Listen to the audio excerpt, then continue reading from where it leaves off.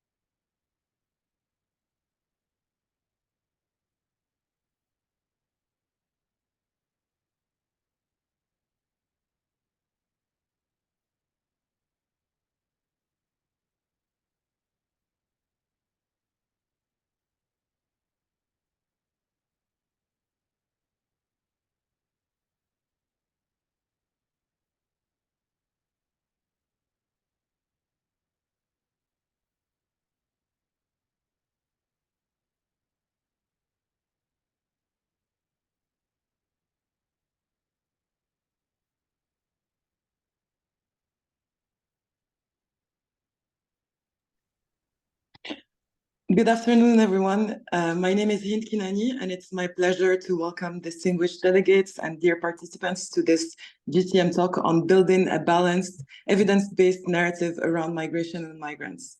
The event is organized by the Republic of El Salvador and the Kingdom of Morocco as co-chair of the GCM Champion Countries initiatives, with support from the IOM MENA Regional Office and the UN Network on Migration Secretariat. Before giving the floor to the organizers for their welcoming remarks, I would like to remind you that interpretation is available in Arabic, English, French, and Spanish. And we kindly request all participants to please display their full names and specify their country and organization on the platform. Speakers are encouraged to kindly use their headsets to ensure sound is clear and to please maintain a moderate pace during their speech to facilitate interpretation. Additionally, we kindly request that all speakers limit their remarks to a maximum of 5 minutes to be able to accommodate all interventions. All the microphones are muted by default upon joining the meeting, and participants who wish to take the floor are kindly requested to raise their virtual hands. Please be advised that this meeting is recorded to assist for note-taking and reporting purposes. Thank you for your cooperation, and without further ado, I turn to our organizers for their welcoming remarks, starting with Mr. Smail Shukuri, Director of Global Affairs of the Ministry of Foreign Affairs of Morocco. Please go ahead. Thank you, Hind. Excellencies, ladies and gentlemen, dear colleagues, greetings from Rabat.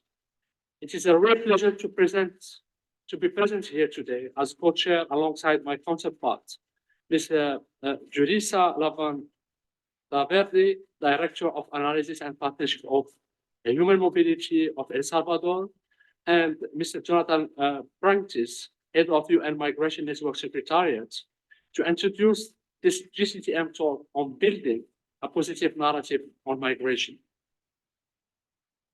We are delighted to welcome such a distinguished group of representatives, experts, and specialists whose contributions, I'm confident, will significantly contribute to the issue at hand, a central objective outlined in the Global Compact for safe, orderly, and regular migration. I believe that our dialogue and insight will undoubtedly contribute to our ongoing effort to implement the Compact. Since its adoption in 2018, the Marrakesh Compact has made substantial progress in various areas. However, these advancements face ongoing challenges due to an upsurge in negative narratives surrounding migration that cannot be ignored. Hate speech is amplifying, disseminating selective, biased, dangerous, and dehumanizing depictions of the 286 million migrants worldwide. These narratives are gradually and insidiously infiltrating various parts of society and perpetuated in some cases in the media and social networks, shaping dangerous public opinions, some even hostile and aggressive toward migration and migrants. Our meeting today is part of a collective effort to implement Objective 17 of the Marrakesh Global Compact, which calls for encouraging a public debate based on the analysis of facts in order to change the way migration is perceived. And of course, this same perspective, the champion state underscored in the Rabat Declaration adopted during the first ministerial meeting of the Global Compact on Migration in March 2022, the imperative to promote balanced narratives on migration.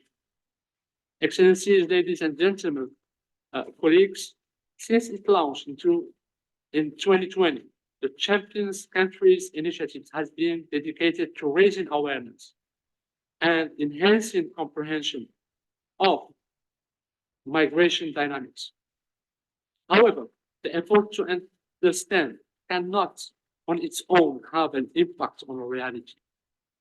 It must serve as a catalyst for reshaping the collective perception of migrants in the public sphere, thereby exerting a tangible influence on political decisions and economic considerations. By highlighting the role of migrants as a vector for development, both in countries of origin where migrant remittances exceeded $669 billion in 2023, and in host countries where migrants make a substantial contribution to the growth dynamic, who will undoubtedly succeed in meeting this major collective and societal challenge. This approach holds the promise of positively transforming the overall image of migration. As members of the community of champion countries, we bear a moral responsibility to champion the cause against negative narratives surrounding migration, a goal that the Morocco-Salvadorian presidency has defined as one of the three principal pillars of its mandate. The world expects us to lead the race for a more balanced narrative to emerge and spread using a positive vocabulary where migration is associated with opportunities. Excellencies, ladies and gentlemen, dear colleagues, themes such as the role of the media and social networks, highlighting the socio-economic contribution of migrants in different stanza of political debate, or promoting and disseminating positive stories about migration are urgent issues for us. State, civil society, political parties, local elected representatives, NGOs, academics, economic and cultural actors, we are all stakeholders. We are all accountable. In order to launch our joint reflection, I would like to share with you some good practices that the Kingdom of Morocco has implemented on this matter, with the hope that discussions will yield an exchange of experiences, and valuable insights for the benefit of all. Since September 2016, the ISIC, the primary public higher education establishment specialized in training for journalism and communication professions in Morocco, has incorporated migration and asylum components in its initial training courses. The ISIC has also a specialized media and migration master's degree, which aims to train professionals aware migration issues sensitivity. Tailored training sessions on the topic of migration are also conducted for officers and senior officers in military training academies and the Royal Gendarmerie National School. The efforts to integrate migration dimension has also been applied to the training provided by National Institutes of Administration that trains senior public administration officials, whose role is pivotal in implementing public policies across various domains. In addition to the national initiative, Morocco has established with the support of the entire African continent an African Migration Observatory. The UN Secretary General described it as a commendable example of collaboration to promote evidence-based discourse, policies, and plans.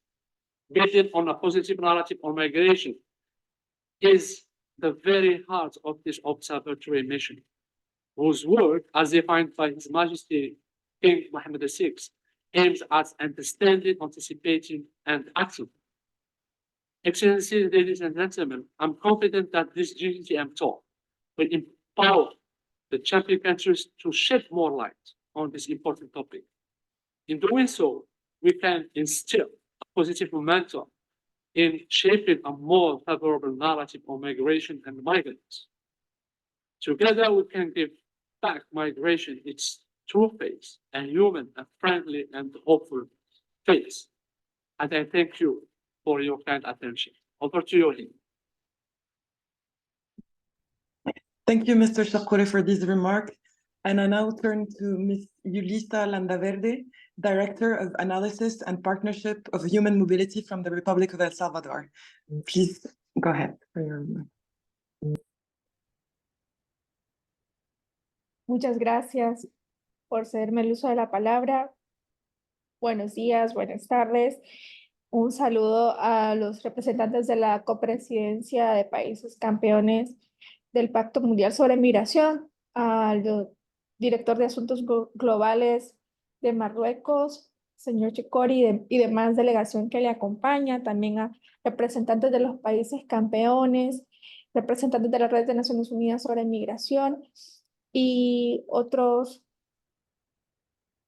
organismos y organizaciones que nos acompañan. La copresidencia de El Salvador, junto con Marruecos, se complace en darles la más cordial bienvenida a todos los países miembros de la iniciativa de los países campeones al conversatorio Construir una narrativa equilibrada y basada en evidencia sobre la migración y los migrantes. Agradezco el tiempo en su agenda para participar en este espacio que busca propiciar el diálogo sobre los desafíos de deconstruir y reconstruir la narrativa sobre la migración y los migrantes, lo cual es uno de los aspectos prioritarios que fueron establecidos al inicio de nuestro mandato como copresidencias de la iniciativa. El Salvador vela por el respeto intrínseco de los derechos humanos de los migrantes y diásporas como país de origen, tránsito, destino y retorno.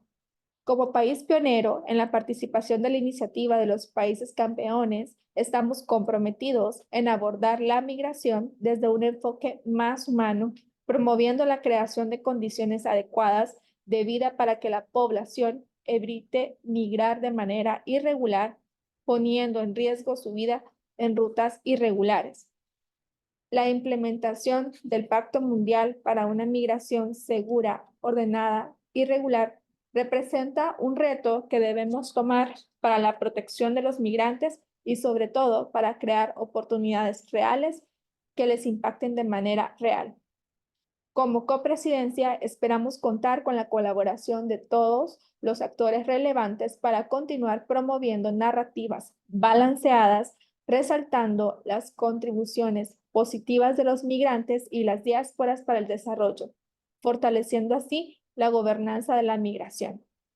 Instamos a seguir trabajando de manera conjunta para propiciar actividades que nos permitan compartir lecciones aprendidas y buenas prácticas en materia migratoria de cara al cumplimiento del Pacto Mundial. Tengo la plena seguridad que este espacio será muy enriquecedor para todos, lo que se traducirá en acciones concretas a favor de las personas migrantes. Muchas gracias.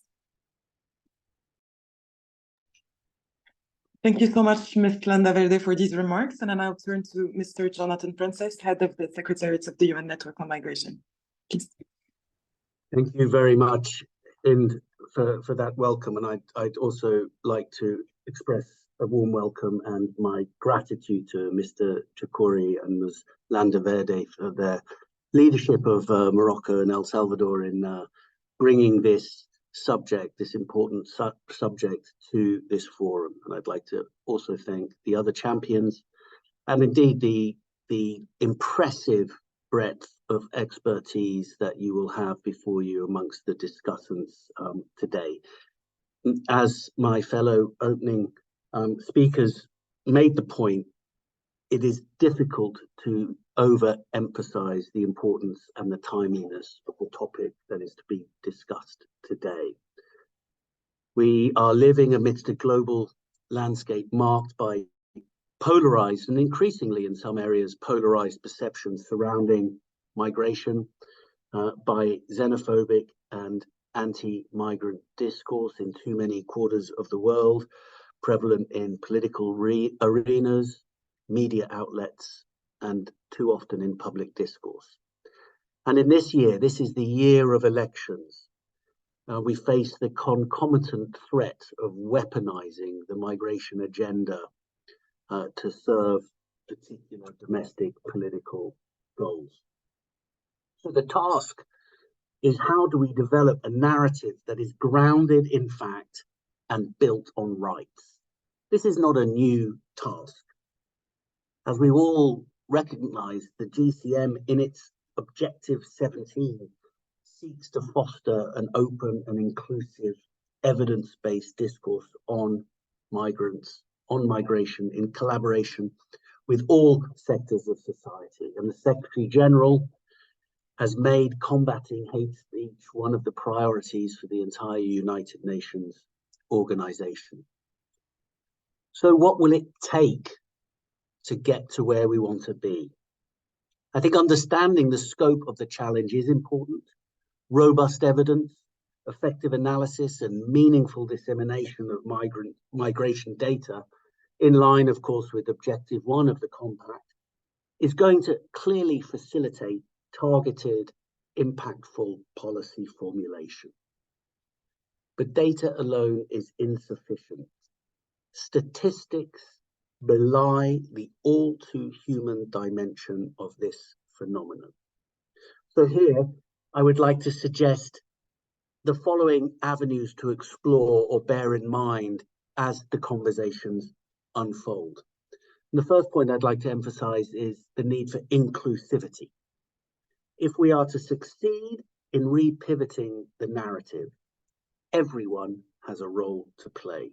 Traditional and non-traditional media, the private sector, local authorities, civil society, academia, many of which you'll hear from today, and critically, migrants themselves. They cannot be voiceless. Secondly, I would urge us to develop a new lexicon. I think we have to constantly ask ourselves if we are better at, in effect, preaching to the converted than addressing the fears and misconceptions of those mistrustful, for whatever reason, of migration. How can we find the words and the platforms to allow for engaged discussion? Thirdly is the question of leadership. While stakeholders have an essential role to play, this should not obscure the need for political leaders to assume their responsibilities, to explain clearly and link to facts the benefits that principled, well-governed migration brings to their communities. And no opportunity should be turned down. In this regard, it is extremely gratifying to see how many champions are calling for a stronger reference to migration in the Pact for the Future that will be the subject of discussion in New York later this year. And finally, I think this task requires determination. This is not an easy process, nor will it be quick.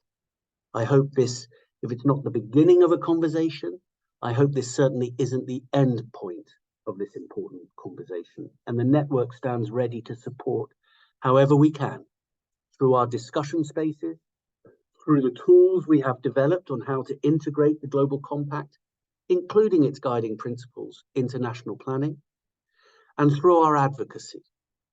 Late last month, the principals of the network's executive committee committed to strengthening our advocacy in this regard, and you can count on us to do just that. We're really honored by this continuing and growing partnership with the GCM champions and with our stakeholder partners. Look forward very much to the discussions that are going to take place today and in the months to come. And with that, I will hand back to Hind to launch the first of the panel discussions. Thank you, Hind. Thank you so much. Thank you so much for these opening remarks. We can now move to our first panel on promoting a positive narrative about migration and migrants in the media and social networks. And I kindly invite Ms. Carolina Hernandez, and Migration Unit Coordinator at the Office of the High Commissioner for Human Rights, to be our first panelist for this session. Thank you. And thank you very much. Please let me know if you can hear me well. I just got disconnected for a second there, so double checking. Thank you.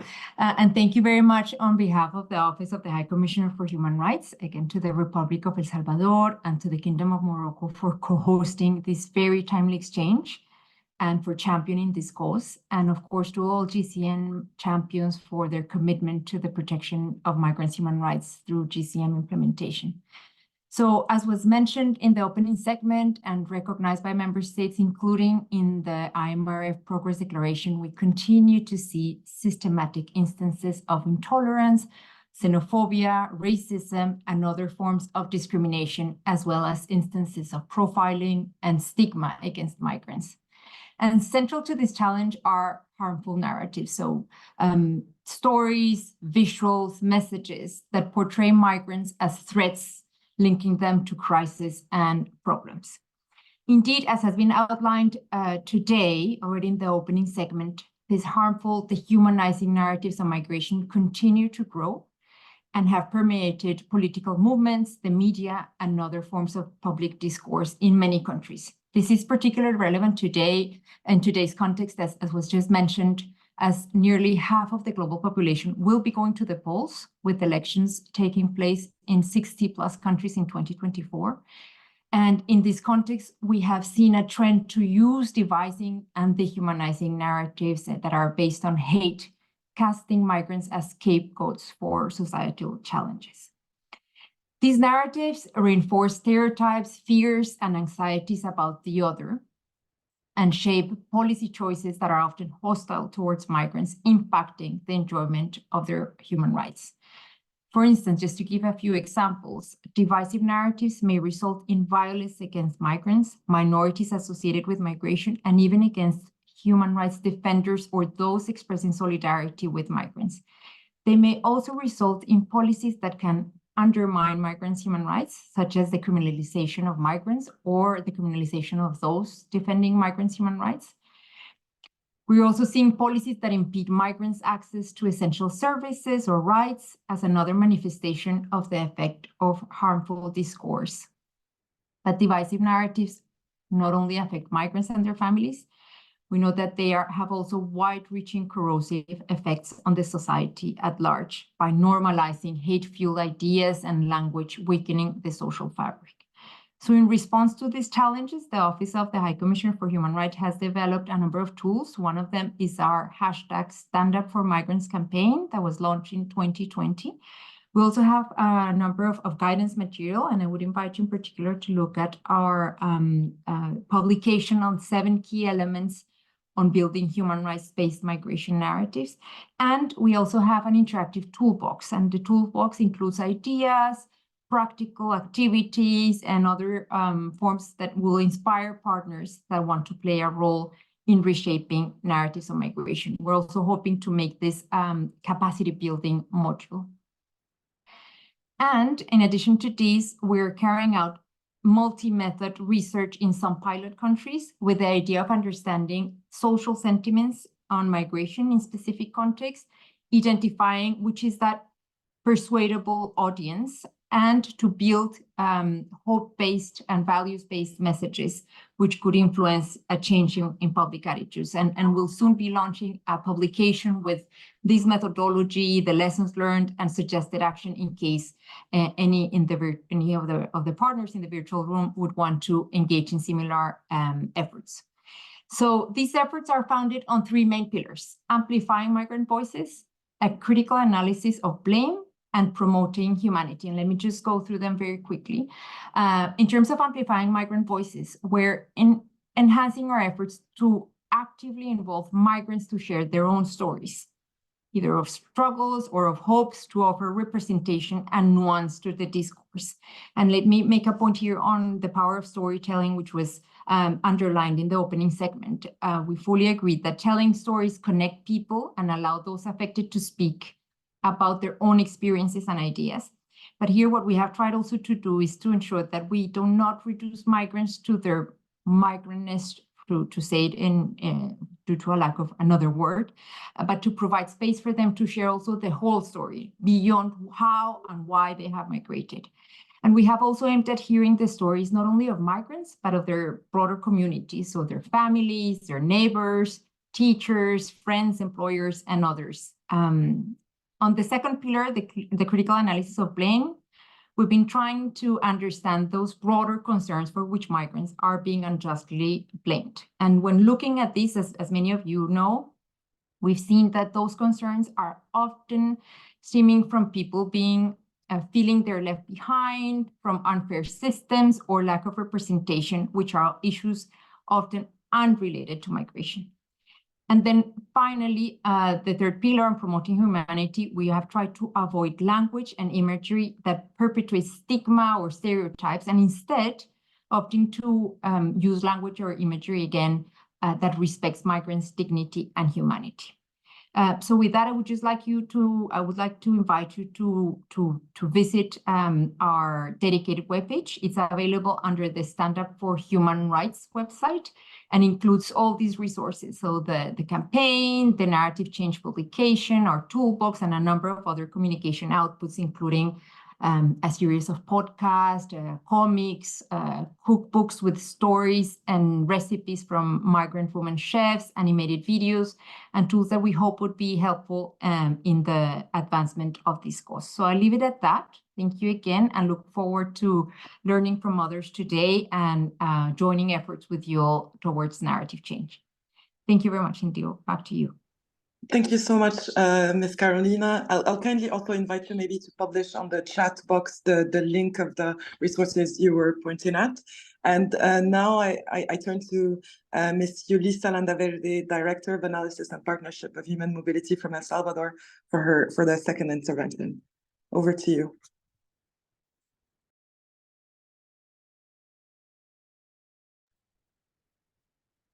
Muchas gracias. Bueno, respecto al tema que acá nos ocupa sobre promover una narrativa positiva sobre la migración y los migrantes en los medios de comunicación y en las redes sociales, el gobierno de El Salvador quiere compartir algunas, bueno, desde nuestro punto de vista, desde nuestra realidad, cómo nosotros manejamos esta situación y cómo desde Cancillería lideramos bastante este manejo de la narrativa positiva respecto a la migración. Estamos comprometidos con el abordaje integral sobre la migración y los migrantes y por ello brindamos la información desde un enfoque de respeto a los derechos humanos de cada persona sin importar su condición migratoria. En las publicaciones de redes sociales y en los canales oficiales de comunicación de toda la administración pública, se evita la tendencia a la revictimización, criminalización y sensacionalismo. El gobierno de El Salvador maneja la información desde una perspectiva humana y tomando en cuenta el enfoque de una migración ordenada, segura y regular. Las publicaciones que se producen tienen la capacidad de crear realidades, por ello se debe ser responsable con la información que se presenta.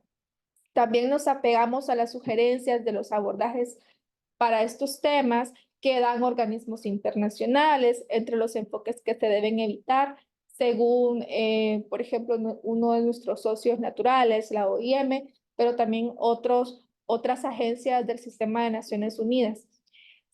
Para quitar esos prejuicios que generalmente vienen o con mensajes peyorativos a la hora de dar una información.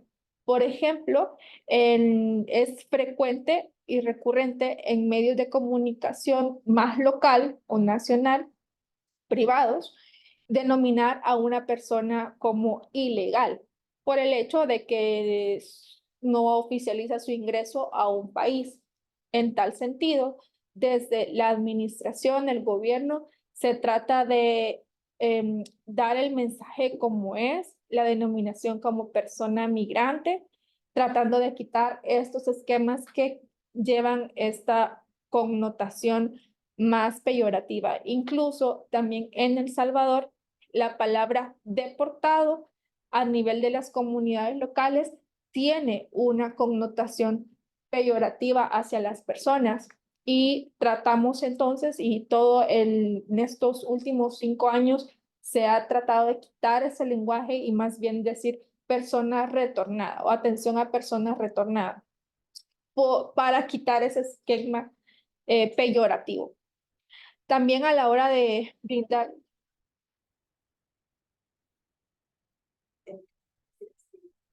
También a la hora de brindar datos estadísticos de manera aislada o sin contrastarlos.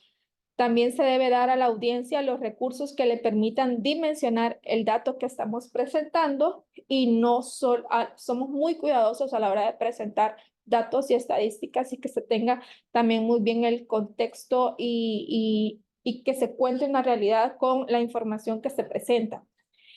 Utilizar expresiones que dan a entender que las personas migrantes son una amenaza. Por ejemplo, hablar de crisis migratoria, eso genera en las personas una sensación de amenaza o de alerta. Ignorar o invalidar los aportes que las personas migrantes hacen al desarrollo económico, social y cultural de los países de origen, tránsito y también de acogida. De nuestra parte, recomendamos lo siguiente y lo ponemos en práctica como institución e instamos a las demás instituciones nacionales que también pongan en práctica los siguientes aspectos. Evitar enfoques que resalten la vulnerabilidad de las personas y el sensacionalismo, como decía. Evitar ser invasivos con el espacio de las personas y no se les debe generar incomodidad, inclusive cuando estamos entrevistando a algún beneficiario de un proyecto. Consultar si la persona entrevistada o de quien se está hablando desea que su voz o su rostro sea o no sea expuesto como una forma de proteger su identidad. Tomar en cuenta el marco normativo de los países y también la legislación nacional referente a niñez migrante y también de la legislación respectiva a personas víctimas o en condición de vulnerabilidad. Revisar elementos gramaticales, eso es muy importante, especialmente los referidos a adjetivos, metáforas y fuentes que se utilizan para hablar de migración de manera crítica. Examinar los recursos que estamos utilizando a la hora de cubrir una noticia relacionada con la migración. ¿Qué titular escribo? ¿Con qué enfoque? ¿Qué recurso audiovisual estoy usando para complementar mi nota? Etcétera. Escribir y evaluar con rigurosidad la terminología utilizada y tener pues todos los canales de validación antes de publicar una nota. Desafiar y evitar con mucha transparencia y franqueza el discurso de odio. Evitar las expresiones estereotipadas, por ejemplo, lo que les mencionaba en el caso de El Salvador, que hay una palabra que nosotros a nivel local se conoce como un estereotipo y negativo, el hecho de decir persona deportada. En las comunidades locales sí se le considera como una burla hacia una persona. Como eso es algo que sucede en nuestra realidad, tratamos entonces de evitar esa palabra en cualquier publicación oficial. De igual manera, se busca emplear perspectivas que vayan acorde a las normativas internacionales, tales como el Pacto Mundial sobre la Migración y otros organismos e instrumentos internacionales. A la hora de redactar una nota o publicar una información, las personas migrantes no son el otro, sino que son parte del nosotros, porque conforman la misma sociedad en la que vivimos. Por lo tanto, teniendo esto en consideración, tenemos que tomar en cuenta y considerar el pluriculturalismo como un valor. La convivencia entre múltiples culturas implica una pluralidad de conocimientos y de tradiciones que enriquecen en una nación. Estas acciones se han impulsado a través de campañas que hemos impulsado a través de redes sociales de la Cancillería. Tenemos una campaña que se llama Embajadores del Talento. donde se destacó el legado que nuestros compatriotas, que la diáspora deja en todo el mundo, presentando cada una de sus historias de vida en formato de videos cortos. Y también se busca que este formato sea innovador para contar la misma historia desde otros ángulos. En las redes sociales y canales de comunicación se divulga información utilitaria al servicio de la población migrante. Es así como también damos a conocer consulados móviles, jornadas extraordinarias, extensión de horarios, así como otra información de interés y de salvaguarda, por ejemplo, en caso de emergencias por catástrofes o condiciones ambientales o incluso políticas para nuestra comunidad. También se da a conocer los servicios que brindamos acá en el país para las personas retornadas, con unas ventanillas integrales que tenemos desplegadas en todo el territorio. Entonces se da a conocer la información de sus servicios y horarios de atención. Es importante realizar un análisis interseccional en las personas migrantes, reconocer previamente los diversos perfiles de las personas migrantes y sus identidades en múltiples contextos. En esta línea, también presentamos a nuestros públicos las historias de personas retornadas que son beneficiadas con el programa que tenemos, que se llama Programa Transformando Vidas. Esta iniciativa es en la que se pone a disposición una serie de servicios tales como capital semilla, capacitación, formación, certificación de conocimientos técnicos y entre otro acompañamiento y el trabajo psicosocial que se les brinda. A la hora de incorporar la voz de las personas migrantes en cada uno de los materiales que se publican, se tiene un acercamiento responsable, sensible e informado. También se reconoce que la migración no es un proceso coyuntural, sino recurrente, universal y complejo. Por eso trabajamos bajo los distintos enfoques y conceptos que en el lenguaje internacional y multilateral se han acordado y los tratamos de trasladar al lenguaje que la población en general puede comprender y puede asimilar y así replicar.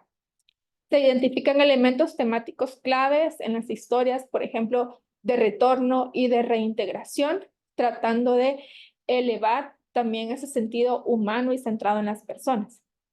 Se reporta sobre los diversos actores que tenemos involucrados en los procesos de atención a las personas retornadas o a las personas migrantes en general, y se presentan y evalúan las diferentes perspectivas a través de las cuales una historia puede ser divulgada. Esos son algunos de los ejemplos de nuestras prácticas de cómo manejamos la comunicación y los mensajes positivos respecto a las personas migrantes. Muchas gracias. Thank you so much. Thank you so much for this intervention. And I now move on to our last panelist for this session, Mr. Salahdin Lemaizi, co-founder of the independent digital media An-Nas and president of the Moroccan Network of Migration Journalists. Over to you. Merci Hint. Bonjour à toutes et à tous, j'espère que vous m'entendez. Alors, merci aux organisateurs pour l'invitation. Je rappelle que le RMJM, le Réseau marocain des journalistes d'immigration, est une association marocaine rassemblant journalistes marocains et étrangers travaillant depuis le Maroc sur les questions migratoires, sur l'asile et plus globalement sur les questions de vivre ensemble. Donc, nous avons été créés en 2018. Nous travaillons sur un traitement équilibré, professionnel et indépendant de ces enjeux, à partir d'un pays du Sud qui a donné l'exemple à travers sa stratégie nationale d'immigration et d'asile, et qui est champion autour de ces questions sur le continent africain, comme sur le plan global. Donc, pour parler de cette vaste question des narratifs, notre point de vue, de mon point de vue de journaliste, de praticien du journalisme, je dirais que la fabrication des narratifs, qui est aujourd'hui globalement négative, ces narratifs sont globalement négatifs autour des migrations, sont tirés et drivés par deux facteurs et deux forces.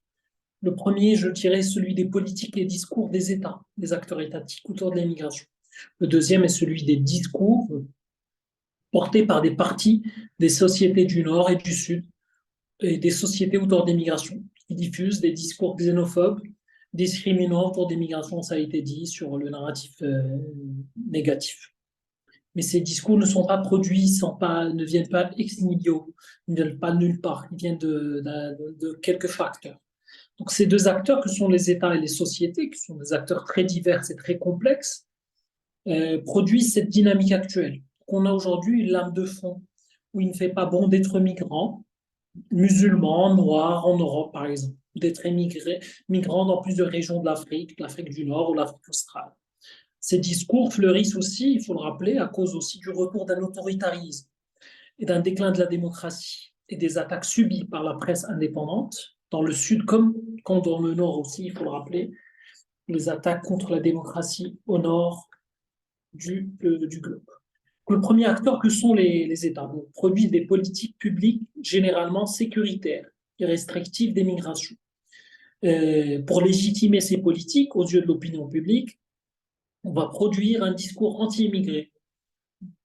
Par exemple, en Europe, pour des raisons électoralistes, ça a été dit en introduction, pour des raisons électoralistes, on va produire un discours anti-immigré. En Afrique, pour s'aligner sur les politiques d'externalisation des frontières pour l'Europe, d'externalisation des frontières européennes, pour criminaliser les migrants. Au final, les politiques migratoires aujourd'hui, qui sont désastreuses, et le bilan humain le montre, portent le germe du discours haineux diffusé contre les migrants. En fait, les politiques elles-mêmes produisent un discours. Le deuxième acteur, ce sont les sociétés, et nos sociétés, du Nord comme du Sud encore une fois, ne sont pas exemptées, ne sont pas exemptes de critiques. Ces entités très diverses aujourd'hui réceptionnent ces politiques criminalisant les migrants. Les acteurs les plus, et aujourd'hui on a une expression des acteurs les plus vocaux, les plus audibles en tout moment, prennent ces choix qui sont décidés au niveau macro, au niveau politique, comme une légitimation de leurs discours et actes.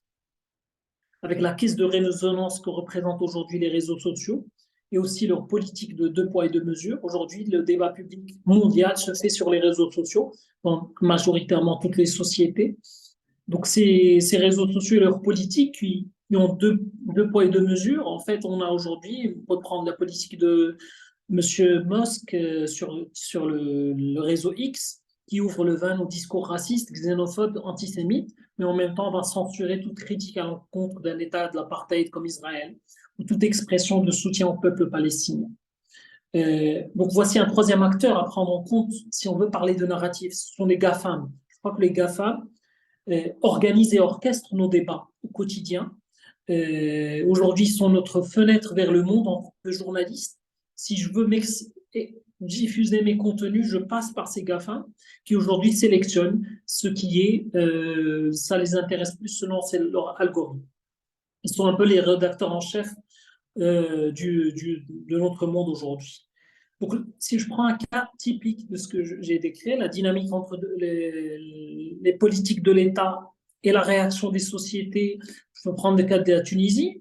Le cas tunisien de ces derniers mois est la triste illustration de ce scénario d'une fabrique de la haine, où tous ces acteurs agissent en amont et en aval. On a d'abord l'Union européenne faisant pression sur un pays du Sud, la Méditerranée, un chef d'État autoritaire qui cherche à détourner l'attention sur ses problèmes internes vers les questions migratoires qui se demeurent marginales par rapport aux autres problèmes d'un pays, ami, voisin, et une société qui est animée, même qui est a priori tolérante, éduquée, avec un niveau d'éducation, etc., qui est animée par quelques groupuscules qui s'activent sur les réseaux sociaux et par des nouveaux mouvements nationalistes, chauvins, qui importent un discours xénophobe autour d'étrangers.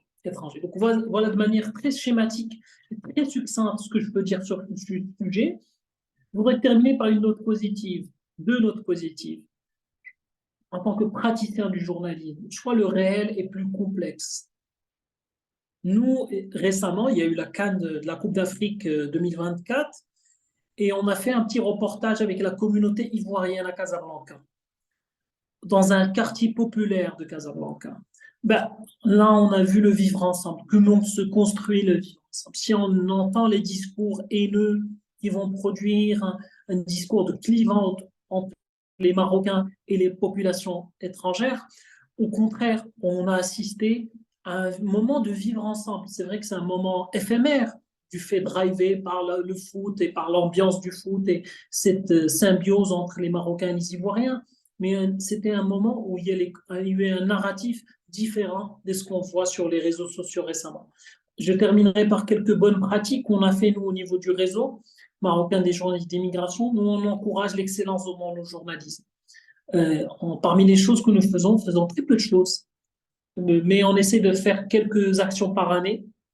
Et parmi les principales actions qu'on fait, c'est on finance une bourse pour les journalistes. Chaque année, on finance 5 bourses pour les journalistes sur des thématiques que peut-être qui ne sont pas dans l'agenda.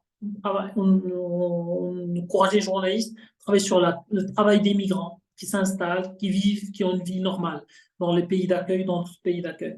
Donc, on organise cette bourse avec le soutien de partenaires. On encourage aussi la formation de jeunes journalistes. Nous travaillons avec l'ISIC, ça a été dit par M. Chikori, avec une session annuelle spéciale dédiée aux étudiants en journalisme. Il faut travailler avec les étudiants qui sont l'avenir du métier, de la profession, et encourager aussi à connecter dans les narratifs immigration. Donc, Maroc en tant que pays de départ, avec une communauté étrangère très importante et pays d'immigration, d'installation. L'histoire de pays du Sud sont connectés entre pays de départ et pays de transit et aujourd'hui d'installation. C'est de cette manière qu'on peut construire un autre narratif loin de ce fond de l'air qui n'est pas très réjouissant. Merci. Merci beaucoup. Many thanks and muchas gracias to all our panelists for their intervention. We now can open the floor for floor interventions. Just as a reminder, all the mics are muted, so we kindly invite you to please raise your virtual hand if you would like to take the floor. And I would like to also kindly request that speakers limit their remarks to a maximum of 5 minutes, so we can accommodate all the interventions.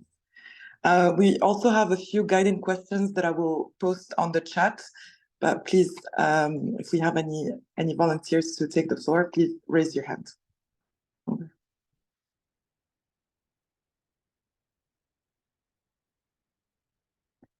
I see we have Maria Albuquerque from Portugal.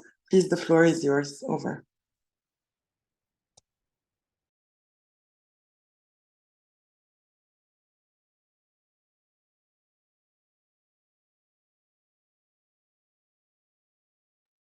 Sorry, Maria, you're on mute. Sorry, excuse me for that. So first, let me start to thank the co-chairs, El Salvador and Morocco, for convening this GCM talk and the panelists for their interventions and important insights. For more than 500 years, Portugal has been a country of immigration. But for the last 50 years, while remaining a country of immigration, we have also become a country of immigration. With a little more than 10 million people, we have a diaspora of much more than 2.5 million. We have nearly 800,000 foreign residents, which represents around 8% of our population. To this, we can add several hundreds of thousands that have acquired Portuguese nationality and live in our country and contribute to its development as Portuguese citizens. From Switzerland to South Africa, from France to Angola, Venezuela to the US, Brazil to Canada, you can find Portuguese everywhere.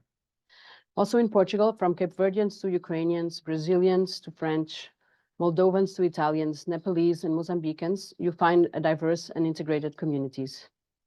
Migration is therefore an indissociable part of our cultural heritage. Migration has enjoyed extensive political support in Portugal, in part because every Portuguese has someone in their family who is an immigrant, and in part also because we know that as a country with one of the lowest birth rates in Europe, without migration, we cannot sustain our economy. But also because successive governments have not shied away from highlighting the important contribution of migrants to the country in general, and also to social security in particular. In 2022, workers with foreign nationality registered in our social security represent 13% of workers.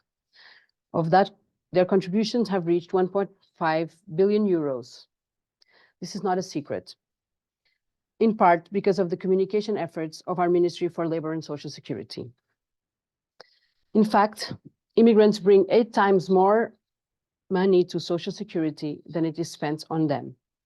This is why Portugal was at the forefront of the process that led to the elaboration of the Global Compact on Migration from its launch in September 2016, and that we became in August 2019 one of the first countries to approve our national implementation plan, which is currently under revision, designed as an operational document.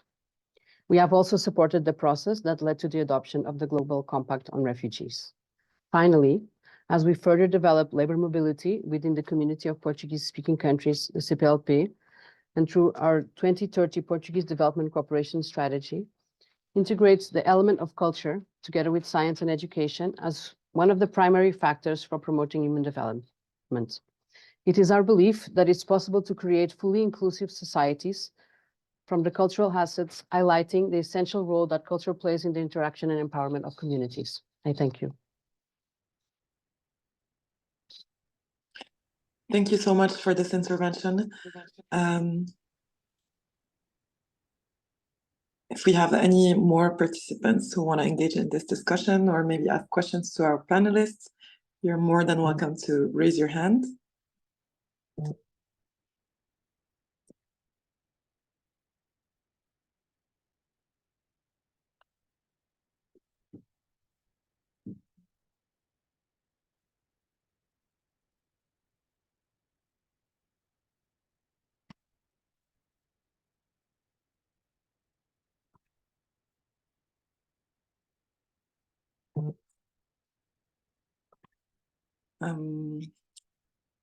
Maybe a few more minutes before we move to our second panel, if we have any interventions from our participants.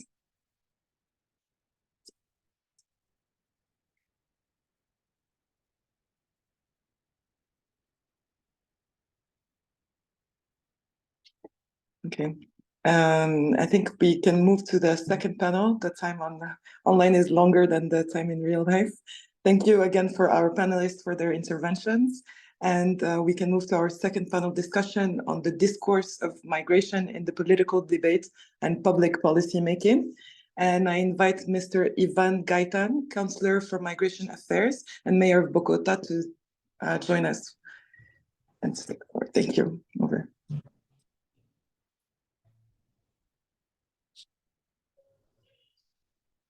Bueno, muy buenas tardes para todos y todas. Es un gusto estar con ustedes y en especial agradecerle a la delegación de Colombia ante la ONU en Ginebra y por supuesto en nombre de la Alcaldía Mayor de Bogotá al señor director Ismael Checori del Reino de Marruecos, a la señora Yulisa Laverde del Ministerio de Relaciones Exteriores de Salvador y a todos los representantes de la Red de Naciones Unidas sobre el Pacto sobre Migraciones. Pues queridos panelistas, un poco contarles y a los audientes y a la audiencia en general qué ha hecho Bogotá para que las narrativas impacten directamente en las políticas públicas de la ciudad.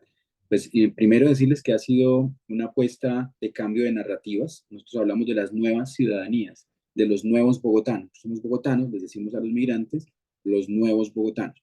Esto ha hecho un cambio de comportamiento entre la ciudadanía que los ve como oportunidades en términos de cohesión social, de fortalecer el tejido humano y obviamente a nivel económico como un aporte que se puede dar en los niveles más locales.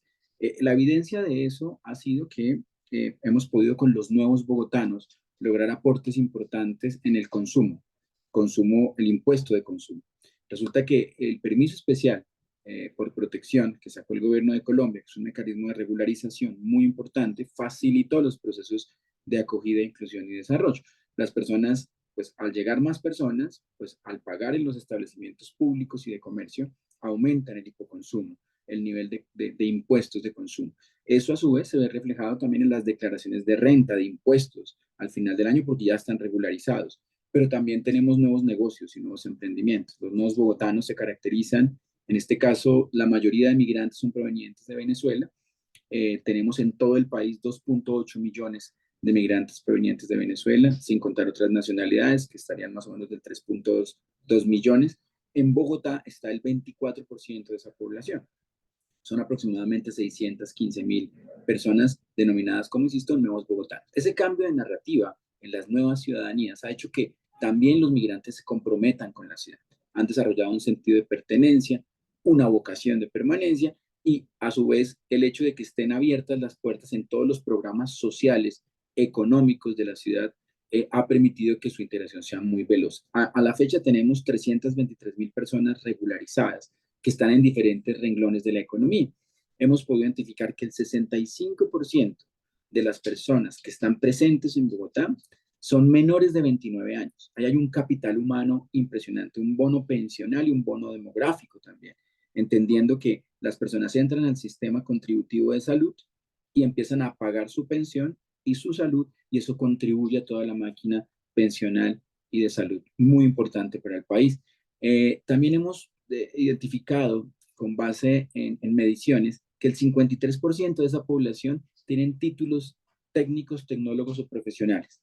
Eso alimenta la capacidad y diversidad y la oferta disponible en términos profesionales. Y hemos descubierto que renglones de la economía requerían ser subsanados con población migrante. Esto es una gran oportunidad y lo hemos demostrado. En Bogotá, 188.000 empleos nuevos creados por población migrante, 188.000. Crearon en los últimos 4 años 9.000 empresas en Bogotá, 9.000 empresas constituidas por migrantes. Al estar regularizados, el camino se abre y es una gran oportunidad tanto para la ciudad como para ellos. En términos de seguridad, rompimos los mitos también. Un poco al hablar de nuevos bogotanos, hablaba la colega de El Salvador en el anterior panel, que normalmente se estigmatiza utilizando la nacionalidad en las noticias. Hemos capacitado a más de 850 funcionarios, periodistas, miembros de la fuerza pública, entendidos como policía y autoridades migratorias, en la posibilidad de sensibilizar sobre lo que significan los asuntos migratorios. Y ahí identificamos que los delitos que cometen las poblaciones extranjeras es mucho menor al 2% de todos los delitos del país, y la población carcelaria es menos del 0.8%, pero se hace sentir en ocasiones por algunos periodistas o por algunos líderes políticos, se hace sentir como si fuese la responsabilidad del migrante, pero con estadística logramos identificar que definitivamente no está el nicho allí. Entonces había que contar a nivel estadístico, cartográfico, cómo están dándose los fenómenos, y eso inmediatamente desvirtuó un poco las afirmaciones que se tenían en espacios públicos y de opinión pública. El otro elemento fue que Bogotá empezó a desarrollar una narrativa sobre la migración como oportunidad, sobre la migración como un factor de desarrollo basado en la vida, y hicimos un par de estudios que nos permitieron identificar que hay unos renglones de la economía que estaban inactivos o estaban desacelerados y que con los migrantes lograron dispararse nuevamente. El otro elemento es que el capital humano y social también hay que trabajarlo, y hemos brindado la posibilidad de que la participación ciudadana con los nuevos bogotanos y estas nuevas ciudadanías aumente en los comités de derechos humanos locales. Bogotá tiene 20 localidades y en esas 20 localidades pueden participar con voz y voto. Eso no existía. Digamos que se logra esa participación y eso aumenta un sentido de pertenencia, de cohesión social, y la posibilidad de participación siempre va a lograr que las personas reconozcan la institucionalidad y respeten las instituciones en el marco que existe, por lo menos en nuestro país, en Colombia y en la ciudad de Bogotá. Pueden votar en presupuestos participativos. Bogotá tiene un mecanismo donde la gente puede participar y decir qué es prioritario presupuestalmente para su localidad, en estas 20 localidades. Ahora los migrantes pueden votar en esos presupuestos participativos. Es una votación simbólica que permite identificar cuáles son las necesidades y las prioridades de las ciudadanías. En el caso del intercambio cultural, nosotros en Colombia decimos parce. Le decimos a las personas parce cuando estamos hablando de una persona cariñosa, cercana, y en Venezuela le dicen pana.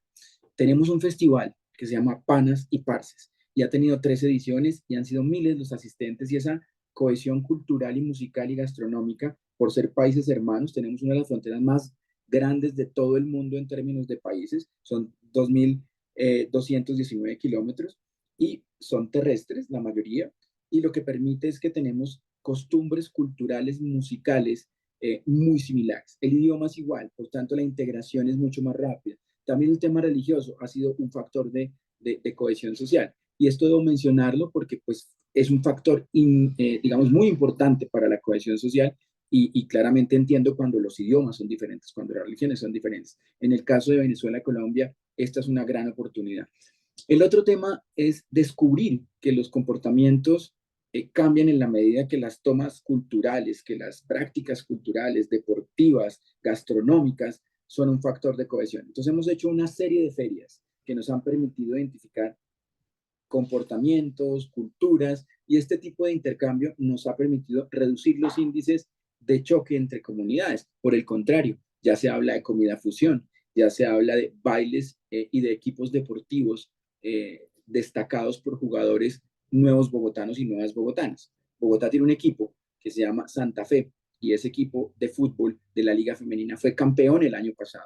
Y en ese equipo hay 7 nuevas bogotanas, 7 mujeres que son espectaculares y que nos han podido, digamos, demostrar que su aporte a nivel deportivo es impresionante. Pero también en el tema cultural tenemos una serie de similitudes. Hay un baile que se llama el joropo, unas interpretaciones musicales de música llanera de la zona del altiplano, digamos, muy llanero, y el joropo identifica a los dos países. Hicimos el joropo al parque, que es unas tomas de los parques con baile y música del altiplano, digamos, de la llanura colombiana y venezolana.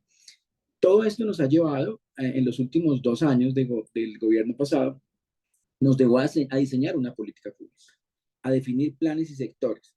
E identificamos que en los sectores de la ciudad no se tenía muy introyectado, no se tenía muy interiorizado el tema de los asuntos migratorios. Entonces debimos hacer una política con unas reglamentaciones normativas que le permitiera destinar presupuesto a la ciudad en 19 entidades: salud, educación.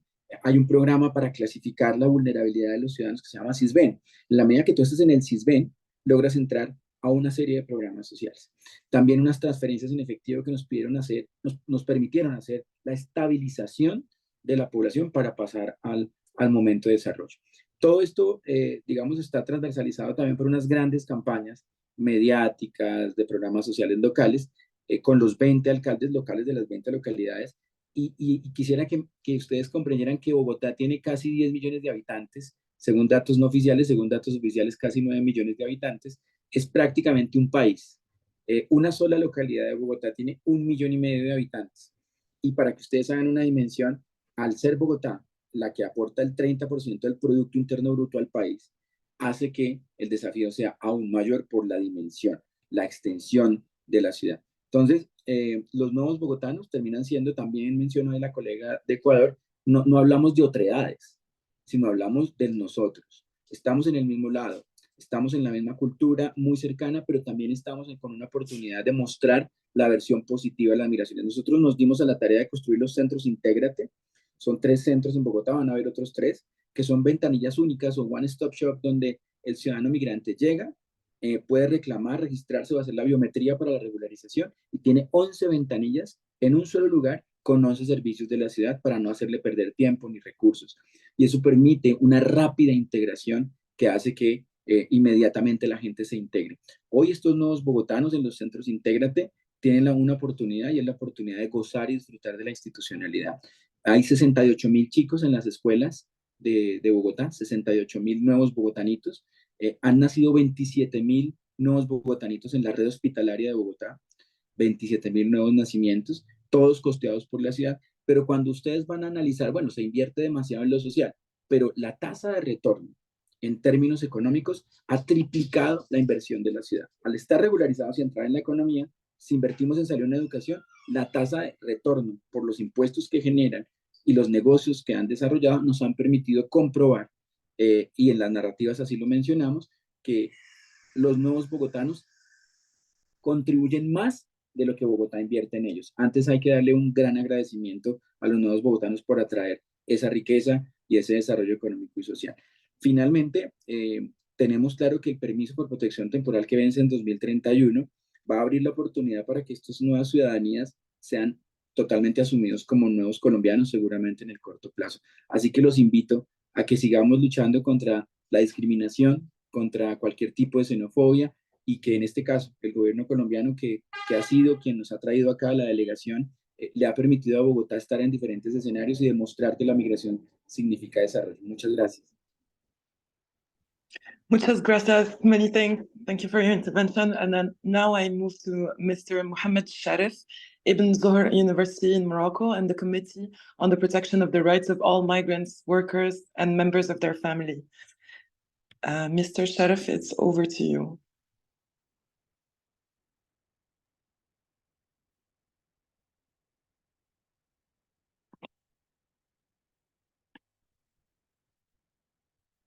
think we might be facing some technical issues to connect with Mr. Sharif.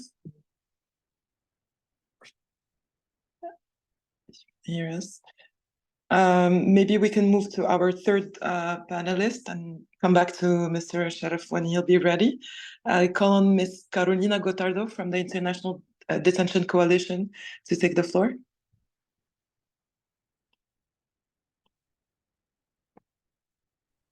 Over, thanks. Thank you so much, Hint, and hello to everyone. Good morning, good afternoon, and buenos días y buenas tardes a todas y todas. Y thank you very much to Morocco and El Salvador for inviting me to be part of the panel for this, what I think is a very timely initiative of the champion countries. And when talking about narratives on migration, most of us might have faced tricky and quite frankly sad situations, such as family members or friends that we know well all our lives and that are good people coming up with some comment about migrants or migration, which is both inaccurate and disheartening. And in those times, I have certainly been thinking about responses that are impactful and that challenge misinformed ideas coming from people we know well. And I think this example might resonate with many here, and it sadly illustrates how mainstream negative narratives on migration could be. And as Jonathan said before, what we witness is the polarization trends on the migration debate. But effective migration policy needs to be actually based on facts. But part of the problem is that the evidence does not seem to be working, and that existing narratives are often based on perception, stereotypes, and emotions rather than on data. There are also what I think are quite unhelpful divisions, such as good and bad migrants or good refugees and bad migrants, and those divisions. And the main legitimization figures around migration and hate speech are often linked with security and border threats and public health concerns, misconceptions about economic and social security burdens, and conspiracy ideas about threats to national identity and to demographic composition. In fact, some academics call this the epidemic model of hate speech. This is also a gender phenomenon, and it disproportionately affects women and girls. And these narratives often go beyond xenophobia, and frankly, this is about racism. However, effective policies do need to have this intersectional approach that is gender, race, and age inclusive. When thinking about the name of the panel, the discourse on migration in policy making, negative narratives and political and policy responses are in part responsible for the ongoing criminalization of migration, for instance, including the use of immigration detention, pushbacks, and externalization of borders, amongst others. But as Julissa said before, decision makers do help to shape migration narratives in one way or in another way, which I think is an enormous social responsibility. The responses to narratives are crucial to address fear and stereotypes and to show a positive attitude to migration. And decision makers need to disseminate evidence rather than rhetoric. And one of the most crucial issues on this is political will. The role of CSOs, civil society, and diaspora is very important, because every meaningful effort to address negative narratives need to involve different actors and pursue a whole of society approach. So it is crucial to involve the CSOs, the migrant and refugee-led organizations, the youth, and diasporas in creating a balanced narrative on migration. Moreover, considering that these are the closest to migrants and often migrants themselves. Diasporas, I think, play a major role because they are key actors and bridge builders with multiple identities who can certainly help in the dissemination of positive narratives. And there are so many examples that are great of work being done by NGOs in different regions. At IDC ourselves, we realized that to be able to advance our work against immigration detention, it was essential to work on narratives, and we're doing that. And we have done studies on perceptions, we have been training journalists, and we have done positive messaging initiatives in some regions. And there are so many more NGOs implementing these initiatives, so most NGOs are working on this. And part of these efforts of the CSOs and diasporas, they include a number of things that are being done. So education and awareness. So for instance, workshops, campaigns, educating the public about migration, debunking myths, we need to show this agency of migrants, highlighting the positive aspects of cultural diversity, training journalists and the media, etc. There is also this idea about community engagement, so connecting migrants and local communities to foster dialogue and to bridge gaps, and to try to find common grounds with intercultural dialogues that promote empathy and understanding. Also, advocacy and lobbying is important for policies that protect migrants, including lobbying for legal and policy frameworks against xenophobia, racism, and hate speech. And of course, utilizing social media and online presses to disseminate positive narratives, including stories of successful integration and meaningful participation and contributions.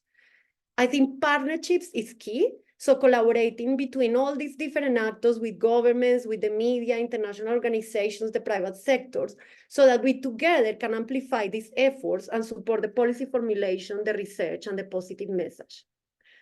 Just finally, in terms of one of the questions, which was the positive framing of communication strategies, the role of CSOs and youth and diasporas is and could consider in some of these elements. So firstly, it's like the issue of evidence-based research and data, showing the positive impacts of migration, highlighting the facts about job creation, innovation, tax contributions, investment, alongside the cultural aspect, contribution of migrants, such as food, the music, the art, which is really incredible in the societies, in all societies, really. I think I want to emphasize something Carolina said, and I also feel very strongly is that migrants themselves have a crucial role to play in shaping these narratives, including storytelling, but storytelling in the way they want themselves, and not in a patronizing or in an extractive way. It could be stories that humanize the migration debate, and stories of agency, success, contribution, integration that are actually very powerful in changing perceptions. With regards to the interactive online tools and the social media, it's important to engage in conversations this way about migration, spreading the positive messages that counter the hate speech, and the use of language that was mentioned before, emphasizing common values, and also the questioning of these myths, and making sure that we avoid the us and them narrative. And finally, engaging influencers, including celebrities, public figures, who can help spread positive messages to a wider audience. And I think I think it was said before that we often talk to ourselves, but we need to go beyond that and get to those that we're not reaching. So in conclusion, we need an evidence-based narrative accompanied by storytelling, which I think is very important, by migrants themselves, that humanizes migration and that shows that migration is a solution and not a problem, and the role of CSOs, diasporas, and youth in achieving this changing narrative is absolutely crucial. Thank you so much, Hin, and thanks again to Morocco and to Salvador. El Salvador. Thank you so much, Carolina, for this intervention. And now we can move on to the last panelist for this session, Ms. Stella Opoku-Owusu, Executive Director at the African Foundation for Development. Thank you. Over to you. Thank you very much, Hind. I hope you can hear me well. Good afternoon, everyone. And thanks very much to the GCM champion countries also for this invitation to participate on this panel. Diaspora and migrant contributions to development provide us with a discourse that is strong, attractive, and recognizes the positive impacts that migration has on our global development. Unfortunately, in today's climate, we hear many political discourses on migration that habitually present migrants and refugees as a threat to and a burden on society. And this, of course, fuels public perception that is negative, and in turn, it fuels policies that see migration as bad and something that can only be dealt with by reducing significantly or eliminating completely or tightening immigration controls, closing borders, and so on.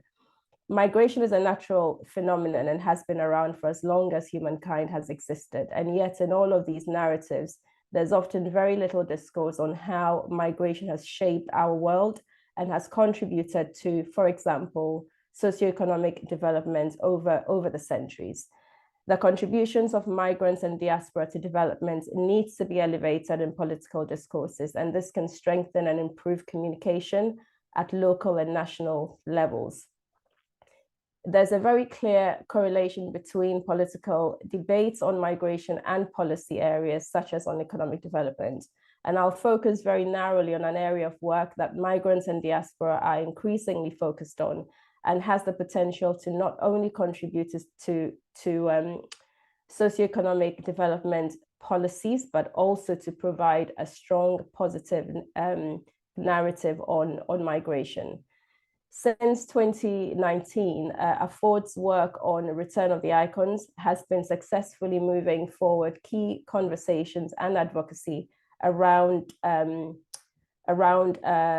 restitution. And this, of course, involves the return of looted artifacts, as well as ancestral remains that are in Western museums and other cultural institutions. The political, the discourse around this, for the most part, but not always, seems to be one of apathy, isolationism, but also one that presents a number of obstacles, including questioning the ability of countries of origin to preserve their own artifacts. On the other side of it, restitution and other sub-themes of culture and heritage are opportunities to help improve what a country has to offer within the broader tourism sector, and also to its diaspora, who are important heritage markets and consumers. In these discourses, the historic, or a number of historic and contemporary diasporas and migrants also play a multiple role as shapers of migration narratives and broader cultural discourses, impacting on development in heritage countries and countries of residence. For example, the diaspora raise issues of how countries are unable to understand their present without reference to their past. They remark on the impact of diminished and half-empty museums in the global south, impacting negatively on heritage tourism and cultural experience offers to the diaspora. They also point out that policies of retain and explain, which have been adopted by some countries, such as in the UK, do not take into consideration the mobility and migration challenges that are faced by scholars and artists from the global south, and who find it impossible to get short-term temporary visas to study their own history. On communication, stories of socioeconomic development and diaspora and migrant contributions are in themselves positive and strong narratives. If we take the example of Ghana, where their Year of Return program in 2019 attracted more than 1.5 million diaspora visitors and generated $1.8 billion in additional spending. Since then, and post-COVID, the country continues to attract many historic and contemporary diaspora, especially over the Christmas period. A number of African countries see the potential for heritage and cultural tourism as drivers of economic activity and employment. Again, if you take the Benin Republic, where culture is at the heart of its tourism development project, including an investment into the development of 4 new museums following the return of 26 artifacts from France in 2022. And these were strongly advocated for by the members of its diaspora. Such interventions involving migrants and diaspora contributions can help to change the perception of diaspora and migrants, in this case as investors in countries of origin. These are just a couple of examples that can win hearts and minds, and not just in the countries of residence, but also in countries of origin, where there is often among the local population itself a lack of understanding on the added value of diaspora and migrants. Also, building identity via history and heritage, culture can be a potent approach to rekindling the pride in migrants and diaspora communities, and to also correctly informing the public about our shared global histories, and to empower us all to confront and question global injustices. We would recommend that policymakers have a more holistic approach to migration by doing a lot more to link up the socioeconomic development policies with structured engagement of diaspora and migrants and their contributions to development. As in the case of Ghana and Benin, and also I think as the earlier speaker had also explained in Bogota, we can see that these can actually provide us with evidence-based narratives on the contribution of diaspora and migrants to economic development. And I will end there. Thank you, Hind. Thank you so much, Stella, and thank you to all the panelists for their valuable interventions. Maybe we can now open the floor for additional interventions from the floor and questions to the panelists. Just to remind all the participants to kindly limit their intervention to a maximum of 5 minutes and to please raise their virtual hand. And I can see Kama Sukarno from Indonesia. Please, over to you. Thank you, Hind. Distinguished panelists and participants, I hope I'm audible. We thank the co-chairs for convening this important meeting and for the panelists for their insightful presentations. Indonesia echoes the importance of constructing a balanced narrative and raising awareness in the complexity of migration issues, in particular concerning the protection of migrants and to accelerate the implementation of the GCM objectives. To strengthen the protection of migrants, there are 3 key points that Indonesia wishes to highlight, building up from our practice at home. First, the importance of an evidence-based approach in public policymaking. Indonesia has established an integrated and comprehensive system called One International Migration Data. This system has supported our policies and strategies for the protection of Indonesian citizens abroad, including the protection of migrant workers. Second, the utilization of digital technology to improve migration management. Indonesia continues to improve the way we provide migration-related information and services, including through the utilization of digital technology. We have established an online platform to better protect our migrants called the Indonesian Citizens Care Portal. Their application helps all Indonesian citizens, including migrants who require immediate consular protection. Third, ensure coherence in migration policy at all levels. Indonesia has initiated certain initiatives to ensure the overarching protection of our migrants in all stages of migration. We promote policy coherence at all levels, domestically and internationally, as the protection of migrants resonates with the other related and critical aspects, such as the promotion of human rights and the prevention of human trafficking. Distinguished colleagues, it has been almost 6 years since we agreed on the Global Compact for safe, orderly, and regular migration. As one of the champion countries, Indonesia's commitment to effectively implement the GCM remains strong, as can be shown by, among others, developing the draft of the National Action Plan on the implementation of GCM. We stand ready to share our best practices and to speed up the implementation of the Global Compact on migration. Thank you. Thank you so much, Kama. And I now pass the floor to Mr. Jet Olfato from the Philippines. Over to you, Jet.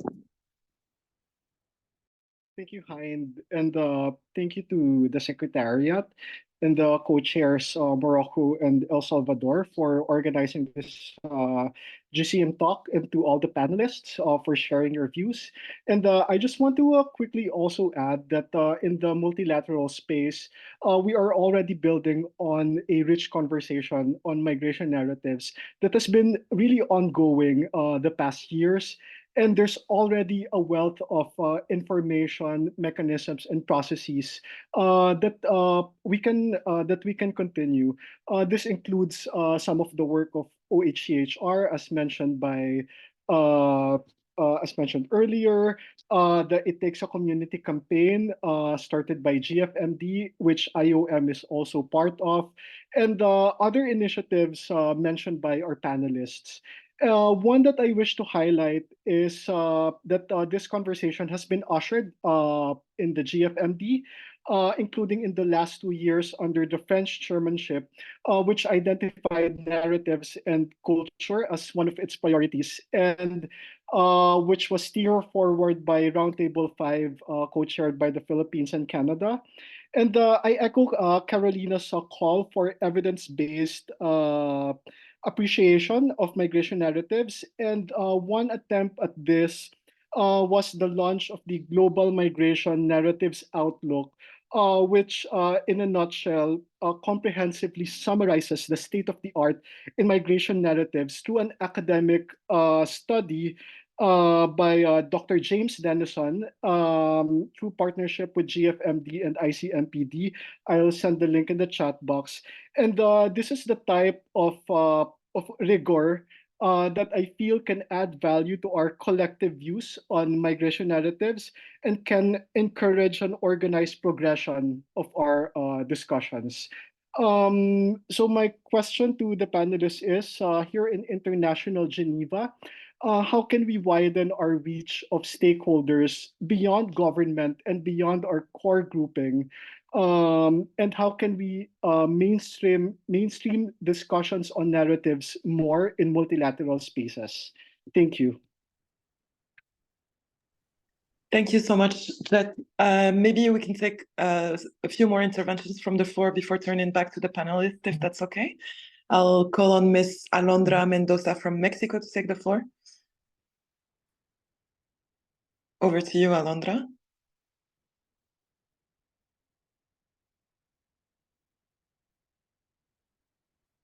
Sí, muchísimas gracias, Hind. Quiero sumarme a los agradecimientos al secretariado y a los copresidentes por la organización de este evento tan importante. En el contexto actual es muy importante que sigamos trabajando y realizando esfuerzos para fortalecer las narrativas de tal manera que tengan un impacto positivo en la integración y desarrollo de todas las personas que migran. Las experiencias que fueron compartidas por los colegas de la región, muy interesantes, dado que compartimos contextos similares, nos resultan de mucha ayuda y las compartiremos a la vez con los tomadores de decisiones y creadores de políticas públicas a nivel nacional. También fue muy importante escuchar de la sociedad civil, obviamente que el trabajo que se realiza en este contexto no podría ser posible sin su colaboración, su ayuda y su guía, porque son ellos quienes realmente identifican los retos y los problemas a los que nos enfrentamos día con día y a los que se enfrentan los migrantes en este contexto. En el caso de México, solamente quisiera mencionar que es muy importante el tema de las diásporas. En México se han creado herramientas y programas a lo largo de los últimos 30 años, principalmente pensadas como países de origen y para poder promover las contribuciones de las personas mexicanas, de nuestros connacionales que se encuentran en el exterior. Sin embargo, esa experiencia nos ha permitido conocer cuáles son esos aspectos positivos que deben de resaltarse también en el ámbito interno y reflejarse en las políticas que tenemos también como país de tránsito y de destino. Entonces, esa experiencia adquirida nos parece sumamente importante y solamente quisiera hacer un par de preguntas. La primera, ¿cuáles consideran ustedes que serían buenas prácticas en el contexto electoral? Como se mencionó en algún momento, la mitad del mundo tendrá elecciones este año. El tema migratorio juega un papel sumamente importante y quisiéramos saber cuáles serían las principales medidas a adoptarse en este contexto para hacer que el tema sea visto como un elemento positivo y sea prioritario en la agenda de quienes buscan ocupar cargos políticos. La segunda pregunta sería sobre la cumbre del futuro. Mencionaban nuestros colegas que intervinieron previamente, que es muy importante también el contexto internacional y multilateral, y en este sentido nos gustaría saber qué elementos consideran ustedes que se deben de rescatar para ser reflejados en este documento tan importante y que va a trazar una ruta de acción para los esfuerzos que se vienen en los próximos años. Muchas gracias. Many thanks, muchas gracias, Alondra. And maybe I give the floor first to Laura Rango from Colombia and then to Mr. Serdar Özkan from Turkey. Over. Muchas gracias, Hind, y muchas gracias a la OIM y a los gobiernos de El Salvador y el Reino de Marruecos por organizar esta reunión. Y quisiera particularmente resaltar la participación de la Alcaldía Mayor de Bogotá a través del consejero Iván Gaitán, pero también aprovecho para resaltar la participación de las dos colombianas que desde sus respectivas organizaciones muestran el compromiso que hay con esta temática, como lo son Carolina Hernández y Carolina Gotardo. Mi pregunta es para Iván Gaitán y va muy en la línea de la que hizo mi colega Jet de Filipinas. ¿Cómo podemos hacer para que el trabajo que se hace en las ciudades tenga una mayor visibilidad? Porque realmente vemos que los esfuerzos que ustedes hacen son muy grandes, son realmente impresionantes y sería muy oportuno que esto fuera conocido en todos los niveles para que además esas buenas prácticas se repliquen. Quiero pues adicionalmente comentar que Colombia, cuando asuma la presidencia del Foro Mundial sobre Migración y Desarrollo a partir del mes de abril, vamos a tener un énfasis muy puntual en todo el tema de showcasing, que todas estas buenas prácticas se vean, que a través del mecanismo de gobiernos locales podamos llevar este discurso a diferentes niveles, pero para eso, por supuesto, necesitaremos del apoyo de todos, pero quisiera que Iván nos apoyara también en este aspecto. Nuevamente, muchísimas gracias y bueno. Thank you so much. And now moving to Mr. Serdar Özkan from Turkey. Over to you. Thank you very much, Hint, and thank you very much for distinguished representative Morocco and El Salvador for convening us today.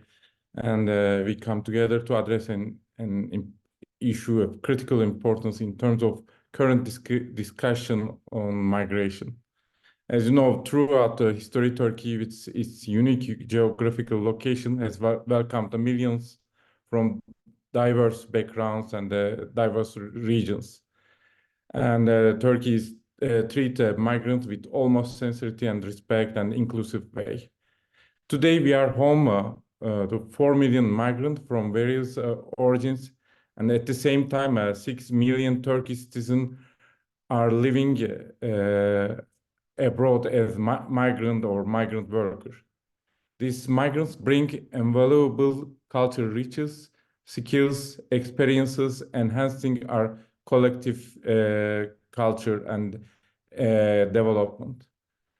While the fight against migrant smuggling and human trafficking remains as a top priority, we believe that well-managed migration can surely contribute to sustainable development in all countries.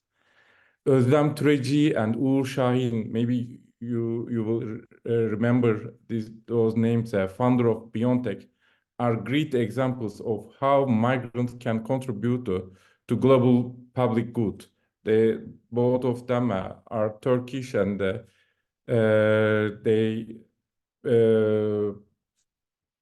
started their business, run their business in Germany, and they found this mRNA vaccine for COVID-19. We are proud of them. Migration is a global phenomenon, but migration become very sensitive and political issue in many countries, especially destination countries. And unfortunately, we don't have a common position on that yet. According to IPU assessment, 72 parliamentary elections will take place this year. Half the world population is expected to go to the polls in all year. Migration looms large on political agenda worldwide, often manipulated for electoral gain. Amidst negativity and misinformation, we must shift the discourse toward inclusivity and understanding and tolerance. Combating discrimination requires a heightened public awareness and initiative to eradicate racism, xenophobia, and Islamophobia against all migrants. The Global Compact on Migration and other international instruments are pivotal steps toward upholding migrant rights and international law. Another important instrument, the Convention on the Rights of Migrant Workers, also remain relevant.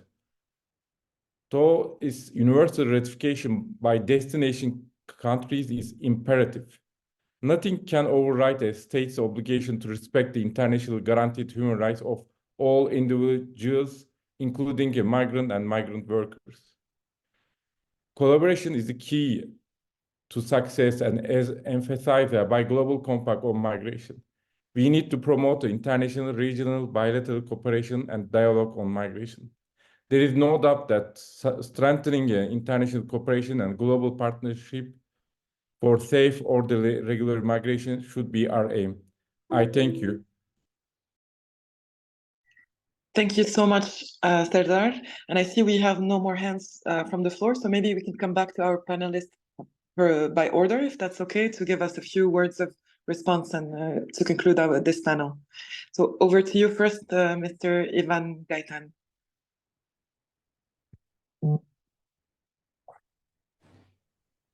Gracias, Jaime. Pues un poco respondiendo las tres preguntas. La primera relacionada con qué hacer para que los candidatos en las próximas elecciones tengan una postura y una narrativa diferente. Yo creo que uno, hay que firmar pactos entre los candidatos, promover pactos y acuerdos entre los candidatos para no mencionar de manera discriminatoria o hacer afirmaciones en momentos de campaña. El segundo, dentro de ese mismo, es vincular a organismos de control. Nosotros en Colombia, en Bogotá particularmente, hicimos un pacto con el Ministerio Público. El Ministerio Público es el que vigila el comportamiento y la disciplina de los funcionarios públicos. Este organismo fue el que los convocó para hablar sobre migraciones. En ese momento, pues, obviamente se hace una incidencia muy soft para que estas personas no vayan a hacer, digamos, alusión negativa a las migraciones. Esos serían como dos elementos para evitar que en el momento de elecciones haya afirmaciones negativas o discriminatorias. En el tema de data, que es otra de las preguntas del colega de Filipinas, las inteligencias y los chatbots nos han servido mucho para recoger data de las personas. Los servicios del distrito, a través de un chat que tenemos, un chatbot que se llama Chatico, la gente escribe y pregunta sobre servicios siendo migrante. Nos permite inmediatamente recolectar data para saber dónde se ubican.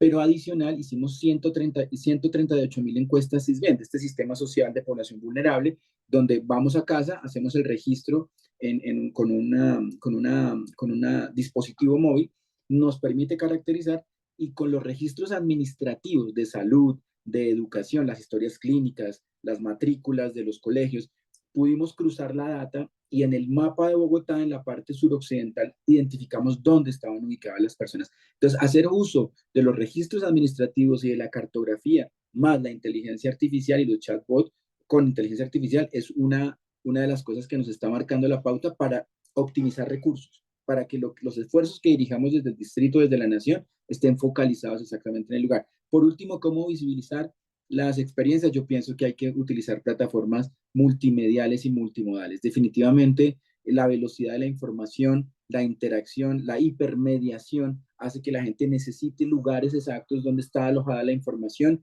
pero de manera muy fácil, ¿no? De manera muy expedita, muy pedagógica. Creo que lo que sea audiovisual nos va a permitir más rápido el contacto con las personas. La gente está corroborado, lee poco menos, pero pues hay que seguir haciendo el trabajo investigativo, de documentación, pero sin lugar a dudas lo audiovisual ha sido, por lo menos para el caso de Bogotá, cápsulas de video informativas nos cambiaron el comportamiento y la decisión de los ciudadanos, utilizando también las redes sociales como el WhatsApp en nuestro caso, que es muy utilizado en Colombia. Thank you so much. And now I move on to Carolina. If we can please keep it to 3 minutes so we have the time for the third panel. Thank you. Over to you, Carolina. Thanks, Int. So on the first question from Jet on Philippines, I think this is a very good question, and I think it's important not to underestimate the role of those of you who are in Geneva, because I would describe it as a normative role, because actually the people who are in the missions are the ones that come into first place in contact with good practice or promising practice from other parts of the world. And I think part of the very important role for pushing in terms of global migration governance for this issue comes from there. But the second thing I think is this bridge building of connecting role with capitals that might not necessarily know what is happening in other places, and that can use those examples within their countries. And I think the third point will be that it's also that connecting wrong with capitals about emphasizing the importance of this whole of society approach, and therefore, for instance, inviting to connect with civil society and to do like a kind of multi-stakeholder effort from the country. So I actually think the role is super important there. With regards to the question of Alondra and Mexico, I think Ivan answered that question very well. I mean, the problem of elections is that we have seen again and again and how migrants are used as scapegoats often. So for me, this is a question of choice, and it comes down to political will. So what needs to be worked on is the political will, and of course that's super complex. But I really like the practical tips that Ivan was talking about. I leave it there, not to take more time. Hint. Thank you so much, Carolina. And now over to Stella for the last few words. Thank you. Thank you, Hein. I won't add too much. I think a number of points have been made, and just in the interest of time, of course, my focus is very much on the diaspora and migrants' contributions, and I think on that question in relation to widening the engagement beyond government, which is, I think, a question that came from the Philippines. I mean, the Philippines have a really good engagement and a really good sort of migration governance of supporting their diaspora out and inwards. So especially at the local sort of like level as well. So I would assume that there is a fair bit of data. I mean, the diaspora are obviously organized in formal groups and formal groups, but there are, of course, ways to locate them in terms of engaging with them and perhaps developing partnerships. Often the diaspora are also looking for those relationships also with governments in terms of validating the contributions and the work that they are doing. And a lot of these you're able to find online. But just in terms of just one more point to add to that, in terms of perhaps engaging at an even wider scale, and if I can just use the example I'd used in my presentation in relation to Ghana, essentially what they did was to provide or to create a framework and an incentive, which was really this year of return, which was, I think they promoted a lot of it in the digital space as well. And essentially people just self-organized around it. So a number of activities, cultural and heritage activities were essentially organized around this. So providing that framework, and I don't think that requires a huge amount of resource. I think the main event was probably at the end of the year, but throughout the year, because the framework was there, the promotion was there, the encouragement, the media, the communication, it meant that you had a lot of diaspora coming back as markets and consumers. And that story in itself, for people to talk about the diaspora and begin to see diaspora and migrants as investors in their own countries as well, is, you know, I think we think is such a great story within that specific space. So I think incentives as well really creates a way to engage beyond governments as well. Thank you. Thank you so much. Thank you so much, Stella, and thank you to all our panelists and participants for this lively discussion. We're a bit short on time, so we should move to our third and last panel on promoting positive migrant stories. And I'm pleased to welcome Ms. Stephanie Long, Director of Immigration, Refugees and Citizenship from Canada. Over to you, the floor is yours. Thank you so much, Hint, and of course for Network for organizing this GCM talk, and of course thank you to the co-chairs of the GCM Champions Initiative, Morocco and El Salvador. I am furiously cutting down my remarks because I know that time is short, but it's a great sort of setup of how this last panel's theme is really interlinked with the themes of the first two panels, and just thank you so much for such great remarks, interventions, and questions for everyone who's taken the floor so far. I'll share 3 reflections from Canada's perspective, and really kind of reflecting on, you know, with all the noise that is in the media, social networks, political debates, everything that we've already talked about, how can positive migrant stories and experiences be heard and with the respect that they deserve? And how can these stories make a positive difference and push back against xenophobia and discrimination as well? So I'm going to do something a bit crazy. I invite you to open your Zoom chats and be ready to have some web links that will be added as I speak. So it's going to be semi-interactive. Let's see how this works. So the first reflection really is the need to create space within communities for sharing migrant stories.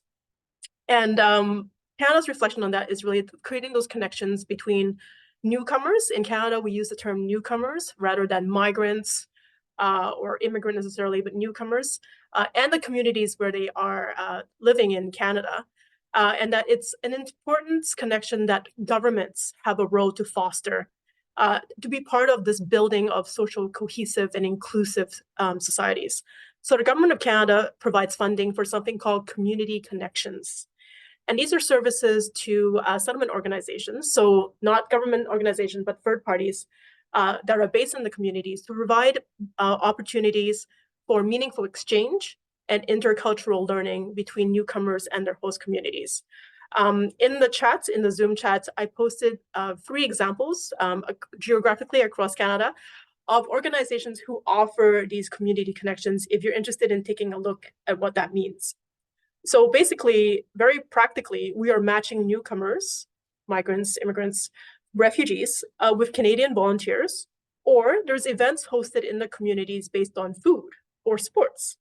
It sounds very basic, but what it really creates are opportunities for people to share their stories. In this virtual world, people connections, people to people, even virtual people to people connections are still very valuable. And these can nurture a sense of belonging and foster empathy and compassion that hopefully break down stereotypes, biases, and prejudices. So of course, it's a two-way street in Canada's kind of view. Newcomers get the opportunity to learn about Canadian life and our crazy culture and get involved in their communities. And then community members also in turn get to know and help their neighbors. I'm going to take a page out of the great comments from Bogota about using the right terminology. Get to know their friends, get to know their neighbors. So it becomes personal, but in a good way. A second reflection from Canada's perspective, perhaps, is that it's also for the government to provide a way for Canadians to be better informed of migrant stories with facts and data. And you may have heard, of course, Canada talking about our campaign called Immigration Matters. And it's both a communication campaign and it's an online resource. So the chat will also pop that up. Thank you very much. And if you click on that, the tagline is, discover how immigration strengthens Canada, which of course has multiple meanings, that there's going to be stories and data there to be discovered, but it's also a reflection of how the Canadian government sees migration, that it strengthens Canada, right? Choice of words, words matter. And I'll highlight one story of so many stories that are on Immigration Matters of the Ruba Husseini, and that chat will be on there too. Thank you so much. So Ms. Husseini is a nurse from Afghanistan who was living as a refugee with her family in India. And she came to Canada under the Economic Mobility Pathways pilots and currently works in a long-term care facility in Atlantic Canada, so on our East Coast. So the Immigration Matters website has her story in her own words, and also the words of her coworkers and others in her workplace of their appreciation for her. If you scroll down after the story, right underneath, this is complemented with some quick facts, data about immigration that's related to Ms. Husseini's story. That immigrants in her city of St. John's, it's a very small city, make up 4% of the population, pretty small. But in Canada, overall, immigrants account for 1 out of 4 workers in the healthcare sector. And if you keep digging on, the website also provides a simple infographic of the current contributions of immigrants to Canada's overall healthcare sector, and also some information about future projected shortages in that sector. So we have the facts, and then we have the story. Now, Immigration Matters is also a communication campaign, as I mentioned, and it's based on multi-stakeholder partnerships and collaborations. So 2 examples are that we are funding videos being played at Canadian airports on the contribution of migrants to Canada. And there are also collaboration with professional sports leagues, so football, hockey, soccer, and they've hosted Immigration Matter themed sporting events as well. So diversifying the eyes and the hearts, hopefully, and the ears that get to take in the stories, but also the data. A third reflection is creating an international community of practice on how best to share migrant stories. Jet of the Philippines had so eloquently talked about the international multilateral context of the GFMD and everything else. So I'll just very quickly also just build on that And of course, promoting balance and evidence-based narratives on migration is one of Canada's priorities as a GCM champion country. And we continue to co-chair the GFMD working group on public narratives along with the government of Ecuador, and of course, the GFMD mayor's mechanism. And this really creates a space for states and non-state organizations, kind of like today's GCM talk, to share experiences about changing the narrative, the successes, but also the frustrations, and also talking about sort of what has worked and what hasn't. One of the concrete contributions of this working group is something called a communications guide on shaping public narratives. This was developed by external experts and GFMD stakeholders, and it's a practical guide on the do's and don'ts on how to shape the narrative. And again, the link is right in the Zoom chat. Thank you again. And then, of course, it takes a community. That was also mentioned. So it takes a community. It's a global campaign that also came out of this working group. And it had featured tremendous support by the GFMD business mechanism, civil society, mayors mechanism, and the Migrant Youth and Children platform. And this one was kind of been inspired by Canada's work on immigration matters in terms of stories and facts, and bringing it to a more global level.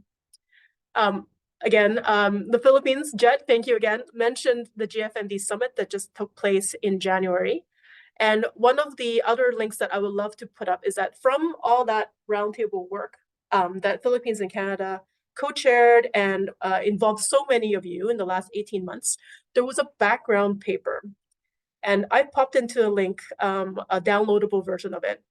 And just very quickly, it covers trends in narratives, public attitudes on migration across the world, and also proposes 11 recommendations that include engaging with diaspora, promoting positive narratives in arts and culture, measuring the effects of messaging through impact assessments. And of course, in the chat already, the links for the global migration narratives in the outlook and the summary is already there. So I really encourage you to scroll through the Zoom chat after all this is done and to access those web links, because on those documents, you'll find some academic findings of an analysis of what has worked, what has not worked, and some examples of recent or current campaigns around the world. And some of the findings that have seemed to be effective include appealing to a common interest rather than self-interest, to amplify things that people have in common, newcomers and those who are born in the country, and maybe not necessarily focusing on the diversity from the very beginning, kind of like working it in. And that fact-checking can be effective to balance the narrative. But then interestingly, myth-busting may not be as effective. So there's a lot of nuance in that piece, and I would, again, highly recommend you check that one out. So I will conclude there. So with those three reflections, Canada has really experienced pretty diverse ways that positive migrant stories can be heard. And there's so much more to do, especially measuring impact and the differences that those efforts have been making. And I would just leave with going back to sort of like what role that can governments and states play. Perhaps a common thread that I see is that we do need to make sure that governments see the value of positive narratives for managing migration, for improving systems that already may be in place or building new systems, and that they are wins for the governments, they're wins for the constituents, and they're wins for the economy and for their society. And it's important that the government's own positioning and messaging reinforces or creates that positive narrative so that those stories that are positive can have somewhere to be, somewhere to live, a space to be. And this is, of course, at all levels of government, local, regional, national. And we've had great examples of that earlier, of course, today in the GCM talk. Another common thread that governments can play is creating spaces for those migrant voices to be center stage. And one would hope that those are diverse voices, right? Men, women, other genders, young, old, different experiences, and to have that creation of that space. And then the last thing from a government's perspective is that narratives take time and they take money, they take resources. So governments need to be committed for the long term. And I would also say, from a personal perspective, to have the courage to also assess what worked and also what didn't work. So thank you again for having me here. have fun with all those links in the Zoom chats, and I look forward to hearing from my fellow panelists. And if I can say, the many friends that I've met in this work on narratives, and from you, the participants as well. Thanks so much.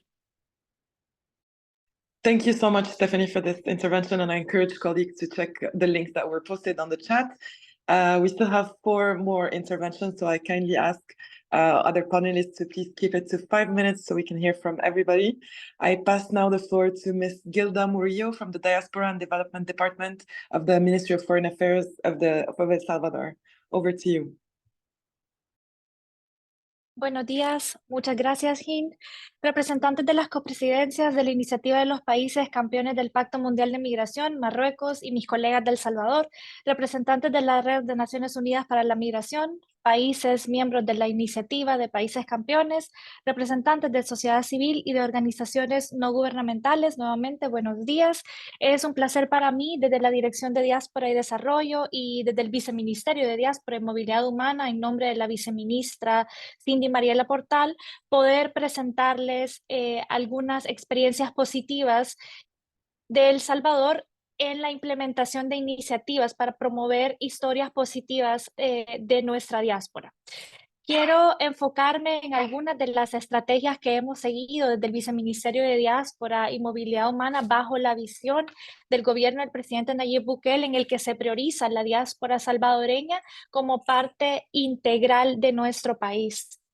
Es así que desde hace ya varios años en esta gestión gubernamental hemos implementado distintas iniciativas. La primera que quiero comentar es la recopilación de historias de la diáspora. Esta es una iniciativa que iniciamos en 2022. Esto lo hicimos con el apoyo de toda nuestra red diplomática y consular, y la iniciativa se denominó Escribiendo Historias de la Diáspora. Básicamente lo que hicimos fue colocar libros de la diáspora en los que las personas podían llegar a escribir su historia. Para aquellas personas que estaban lejos de los lugares donde tenemos consulados, estas historias también se escribieron de forma digital. Las personas podían enviar su historia a nuestros consulados. Y aquí lo que estábamos haciendo también es empoderar a nuestra diáspora y escribir ellos su propia historia y no decir nosotros cómo había sido su vida en la experiencia como personas migrantes, sino son ellos empoderándose de su propia historia y contándola de la forma que la quieren contar. Luego, con todas esas historias que recopilamos entre 2022 y en 2022 hicimos una presentación de estas historias, colocamos cabinas como las cabinas antiguas de teléfono para quienes conocimos esas cabinas, en las que las personas podían entrar y escuchar esas historias de las mismas voces de las personas que las habían escrito, y a esto lo denominamos la voz de la diáspora. En un mismo evento en el que presentamos estas historias, también hicimos una experiencia muy interesante en la que pudimos conectar con compositores de música académica, compositores salvadoreños alrededor del mundo, quienes hicieron composiciones específicas para un concurso que nosotros motivamos.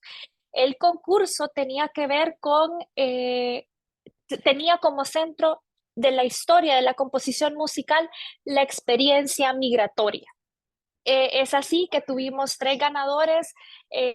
Los ganadores estaban en Argentina y uno en Nueva York, y 2 de ellos pudieron acompañarnos en la presentación de sus propias piezas musicales y regresar a El Salvador como compositores de música académica reconocidos por su propio gobierno. Esta idea de escribir historias de la diáspora nos ha llevado a un nuevo reto en el que queremos escribir un libro de historias de la diáspora, pero escrito por la misma diáspora salvadoreña. Espero en una próxima oportunidad poder estarles compartiendo ya concretada esa historia. Y bueno, me quiero centrar principalmente en una experiencia que hemos tenido y que retomo las palabras de la colega de Canadá que habló anteriormente, y estoy de acuerdo con ella cuando dice que hacer este trabajo requiere tiempo y requiere recursos. Nosotros, haciendo ese tiempo y apartando esos recursos, creamos la serie documental, un programa de televisión llamado Viajando con la Diáspora. Este programa de televisión que ya fue lanzado en diciembre y que se está ya transmitiendo en televisión nacional y a través de Facebook Live todos los domingos. Esta serie documental Viajando con la Diáspora busca dar a conocer historias de la diáspora en sus lugares de destino, reconociendo que muchos de ellos tuvieron que salir del país y aún así nunca perdieron su vínculo con El Salvador. Y lo que hacemos es buscar que esa serie documental pueda reforzar las historias positivas e historias de éxito de personas salvadoreñas que se han superado en el extranjero. No obstante, hemos sido muy cuidadosas en que el mensaje no sea de promoción de la migración irregular, sino que hemos hecho énfasis en el mensaje de que son personas que quieren regresar a El Salvador y seguir contribuyendo con su país, que parte del éxito que ahora tienen tiene que ver con la conexión que mantuvieron con El Salvador. Y bueno, como el tiempo es bastante corto, solo les digo, la serie documental consta de 6 episodios, el primero de ellas sobre mujeres empresarias, otro sobre arte y movimiento, que es con artistas, un episodio de mujeres restauranteras que dirigen restaurantes, otro episodio de músicos y el 6º episodio sobre salvadoreños en la cocina. Y bueno, si me lo permite, me gustaría que alguien de mi equipo pueda compartir brevemente el tráiler de esta serie y para quien le interese, yo le puedo compartir más adelante los enlaces para poder ver la serie documental sobre historias de la diáspora salvadoreña.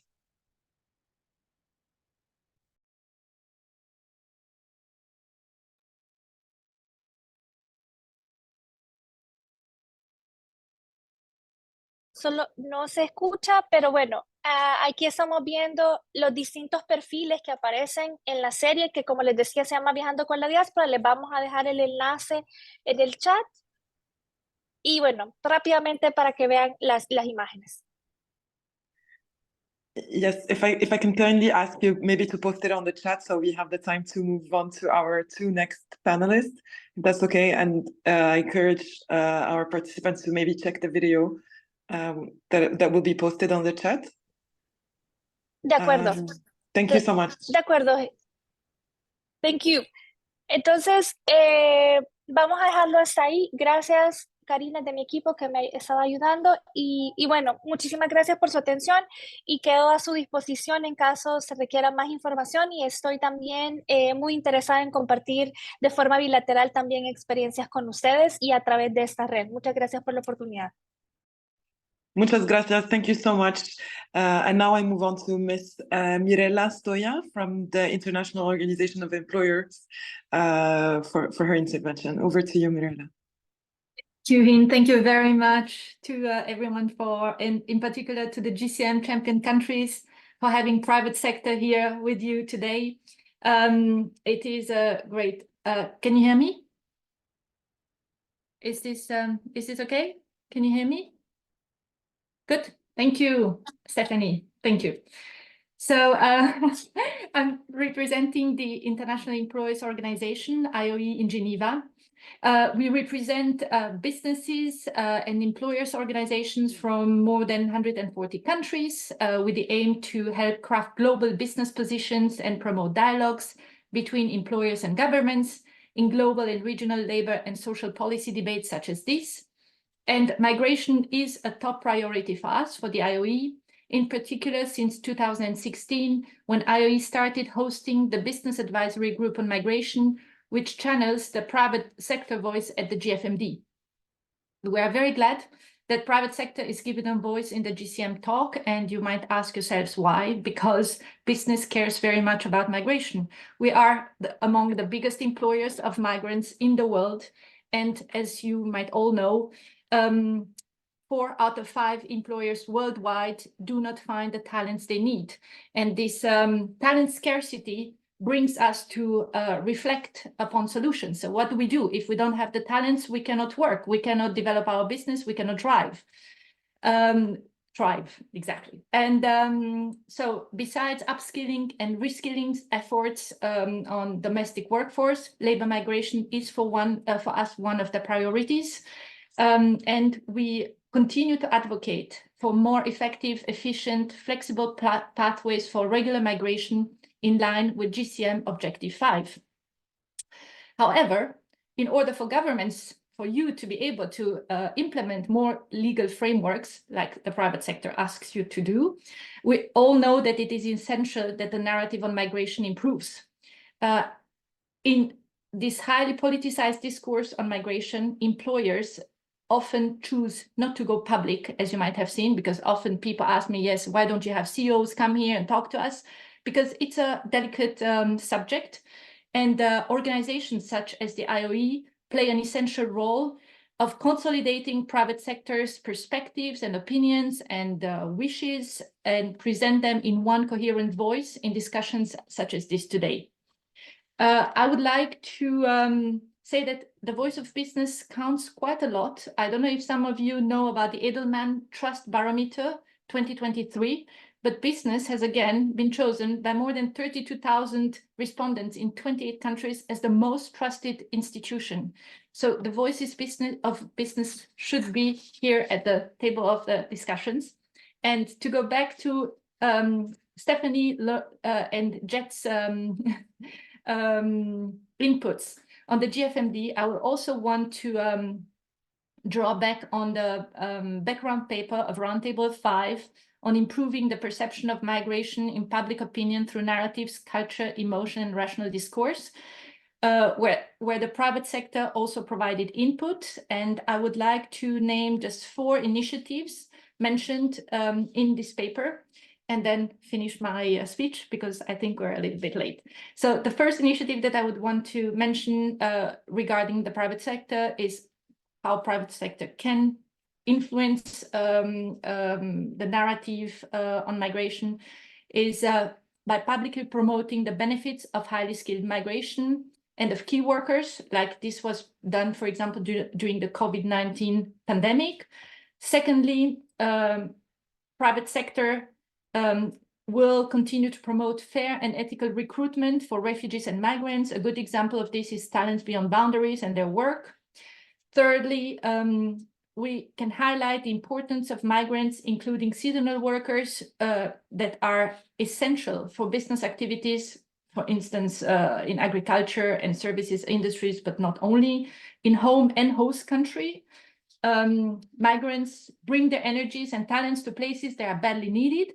But when they return home, they bring with them new skills, expertise, and knowledge. And meanwhile, their work abroad contributes to prosperity at home by generating remittances and diversifying household incomes.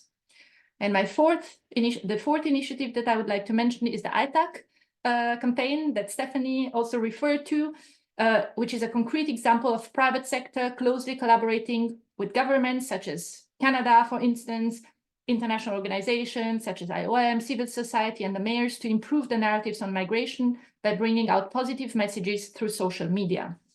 And to end my little speech, I would like to mention that businesses and their migrant workers are the most credible examples of the benefits of migration, and private sector is a rich source of positive migrant stories with many entrepreneurs, business people, CEOs, and Özkan Serdar from Turkey mentioned BioNTech and the 2 CEOs, Ugur Sahin and Özlem Türeci, who showed what great migrants can do for economy and for the development of host countries' economies. So thank you very much. I hope these few insights were proved helpful, and I stay here for further questions. Thank you so much, Mirella. Thank you so very much. And now I pass the floor to Ms. Jenna Hennebury from the Wilfrid Laurier University and the Gender Plus Migration Hub. Over to you, Jenna. Hi, everyone. Good day, buenos dias, bonjour, salam alaikum, and thanks everyone for the really exciting and interesting panels we've heard so far, and speakers we've heard in the panel so far. I've been taking notes, which I love doing because I'm a professor, and so that's where I'll come from a little bit in my reflections today. How we talk about migrants and migration matters, language matters, words matters. I'm a professor of international policy and communication, so I can't help but start there. And my students who receive their marks after writing essays can certainly attest to my contention in that regard. We know that using words such as illegal migrant can hearken criminality, contempt, control, and it can in fact justify human rights violations. We also know that narratives of migration are gendered. Narratives about women migrants have historically fallen into a handful of framings, kind of patterns of framings that have happened over and over for years. And I've studied these and have done some research published in a number of papers and with UN Women, actually looking at patterns of representations of women migrants. We've seen them often being represented as vulnerable and in need of protection, as dependent without agency, and therefore governments must protect them, kind of like parents is often the thinking. Then also we've seen migrant women and children seen to share this same experience, kind of infantilizing women. We've seen narratives that migration is going to harm women, that it can lead them astray, and in fact they can be perceived as promiscuous, as problems, and face stigma and heightened violence upon return. And so we know that such narratives are powerful and they can be harmful, not just because they hurt people's feelings, but because they tacitly condone and enable harmful action. In fact, ideas and language manifest in discrimination and violence. And we saw this as gender-based violence soared during and post-COVID. So some reflections of what I think the best ways are to counter narratives. As a professor, I think we got to start with facts. Data matters, evidence matters, and to reiterate some of the earlier speakers, how important it is to have evidence-based approaches to how we talk about migration, but also informing migration policy and migration governance more broadly. We want to make sure, too, that breadth of experiences is included in that data, to reiterate both the colleague from Canada as well as earlier reflections as well by Jonathan, pointing to the importance of that breadth of perspective. So making sure that we get the voices of those that might be excluded when we're collecting data. So qualitative data that highlights women, migrants' voices, for example, and also including data that is sex disaggregated. So a second thing that I think really can help challenge narratives is to make sure, in particular, that women migrants are not just consulted, but they've been directly involved in shaping those narratives, that they're not targeted by counter-narrative policies and storytelling, but rather they're shaping the storytelling, to echo both comments from Carolina Guittardo from IDC and also a colleague from Canada. So I think making sure they're at the table, not just in telling their stories, but recognizing them as experts in their own stories and experts in understanding how gender affects their experiences of migration, for example. And they can be engaged in educating publics and policymakers about their experiences.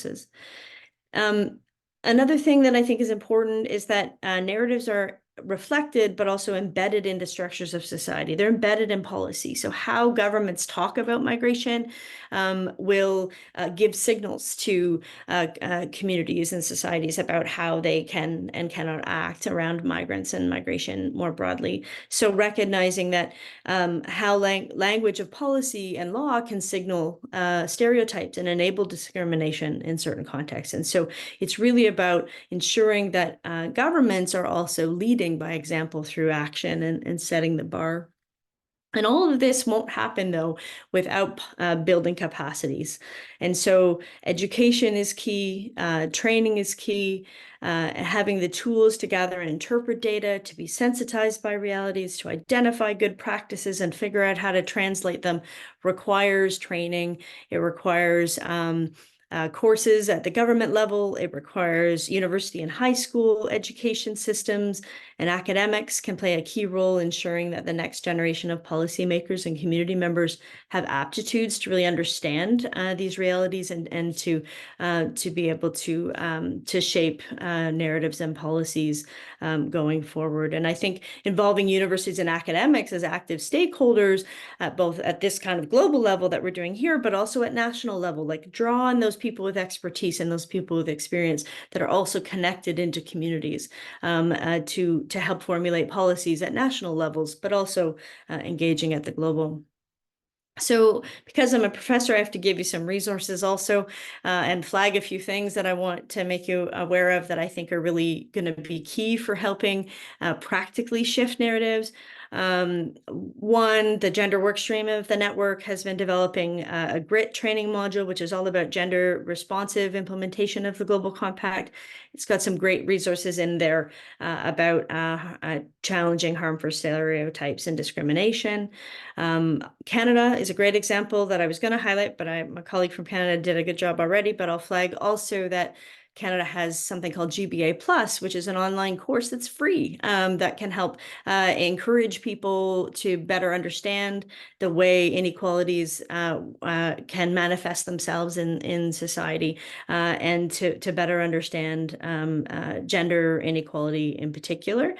And I'll point to finally our own Gender Plus Migration Hub, which has been funded by the Government of Canada, which actually has a curated list of resources, a map of some best practices globally, and a host of training tools to be used at all levels, from students to policymakers, service providers. We're working on an online course that'll be rolled out hopefully towards the end of the year. I'll share the link in the chat. So to conclude in the shortest way possible, I'll just say a couple of points. What gets measured gets done. We are what we learn. Language matters. And what gets said and who says it shapes action. Thanks very much. Shukran. Merci beaucoup. Thank you so much, Jenna. And I'll please encourage you to post all the resources you mentioned in the chat so we can hopefully compile them for the participants.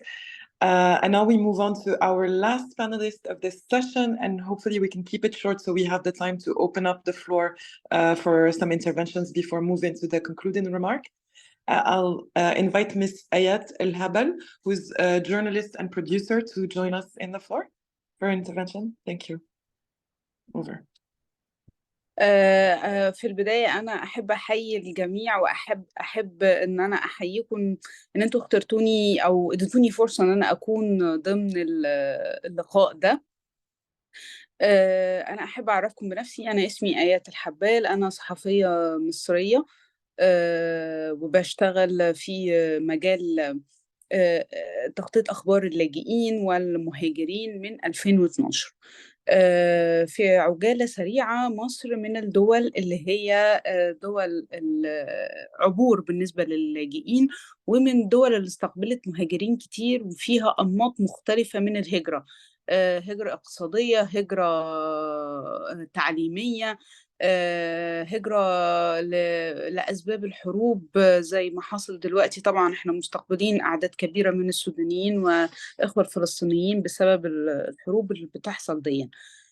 فطبعا مع تنامي أعداد المهاجرين واللاجئين في مصر أصبح ضروري جدا إلقاء الضوء عليهم. أصبحوا أصوات أساسية موجودة بتشاركنا حياتنا كل يوم. في البداية كان في التغطية الصحفية عنهم كانت تغطية نمطية، وكانت تغطية مرتبطة بحدث. يعني يحصل مشكلة بين مهاجر ومصري، بيتم التغطية على أساس أن المهاجر عمل مشكلة مع مصري أو في مضايقات تحصل مع المصري، وكانت التغطية لا تراعي المعايير المهنية بشكل واضح. يعني ده كان في البداية.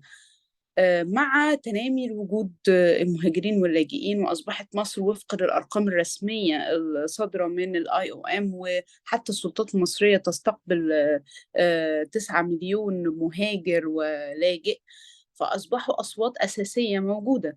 وبالتالي بدأنا نشتغل على التغطية الصحفية الخاصة بيهم، إزاي هم عايشين، كيف يعيش المهاجر واللاجئ حياته في مصر.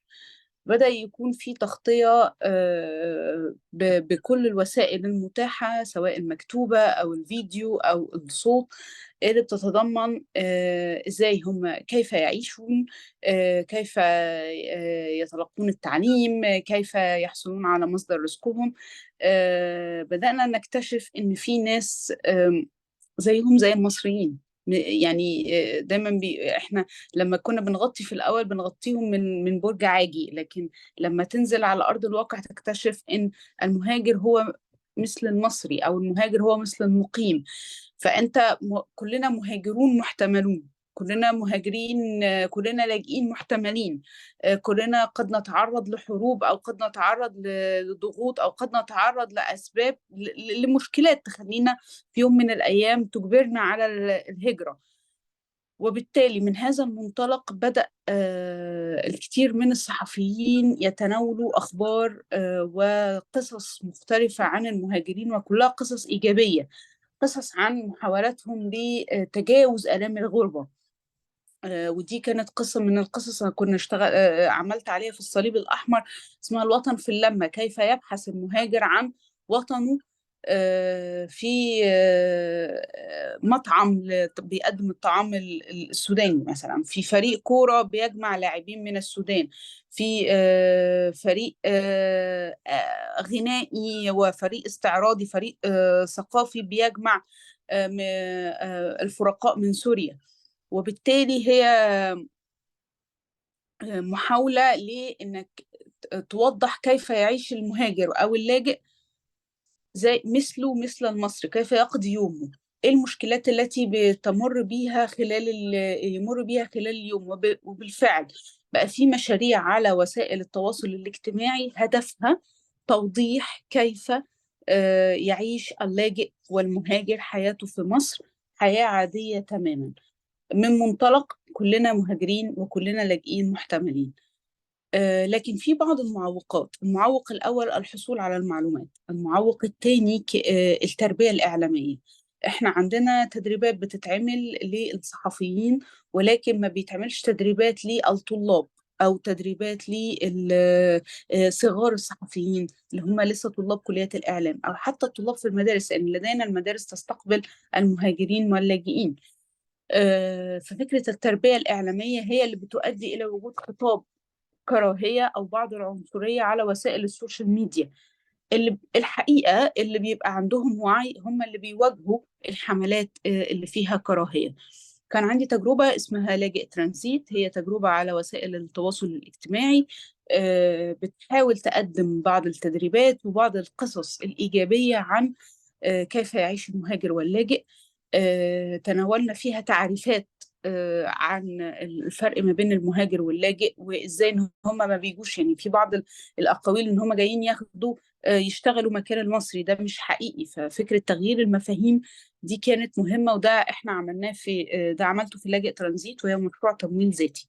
من الايجابيات ان اصبح المهاجر واللاجئ ليهم صوت في الصحف المصريه وفي برامج الاخباريه والاذاعيه، نتيجه تواجدهم ومشاركتهم الحقيقية في الاقتصاد المصري، وتواجدهم الناجح جدا. مؤخرا بقى عندنا كتير إخوة من السودان ومن فلسطين بسبب الحرب، فبدأ الخطاب يتغير على إن إزاي إحنا نكون داعم ليهم في وقت الحرب ده.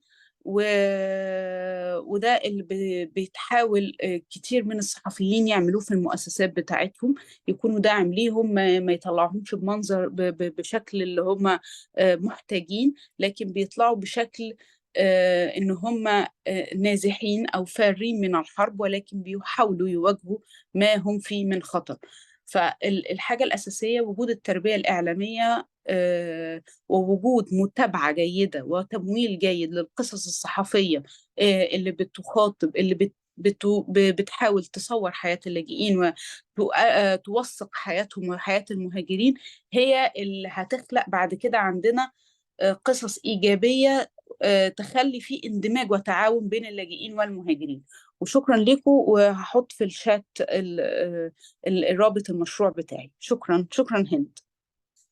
Thank Shukran you. jazilan. Thank you so much. Shukran jazilan. And special thanks to also our interpreters who stayed a little bit longer and who allow us to have such a multilingual meeting. So maybe just to open the floor for one or two interventions or questions to our panelists before moving on to the concluding remarks. If we have any hand raised or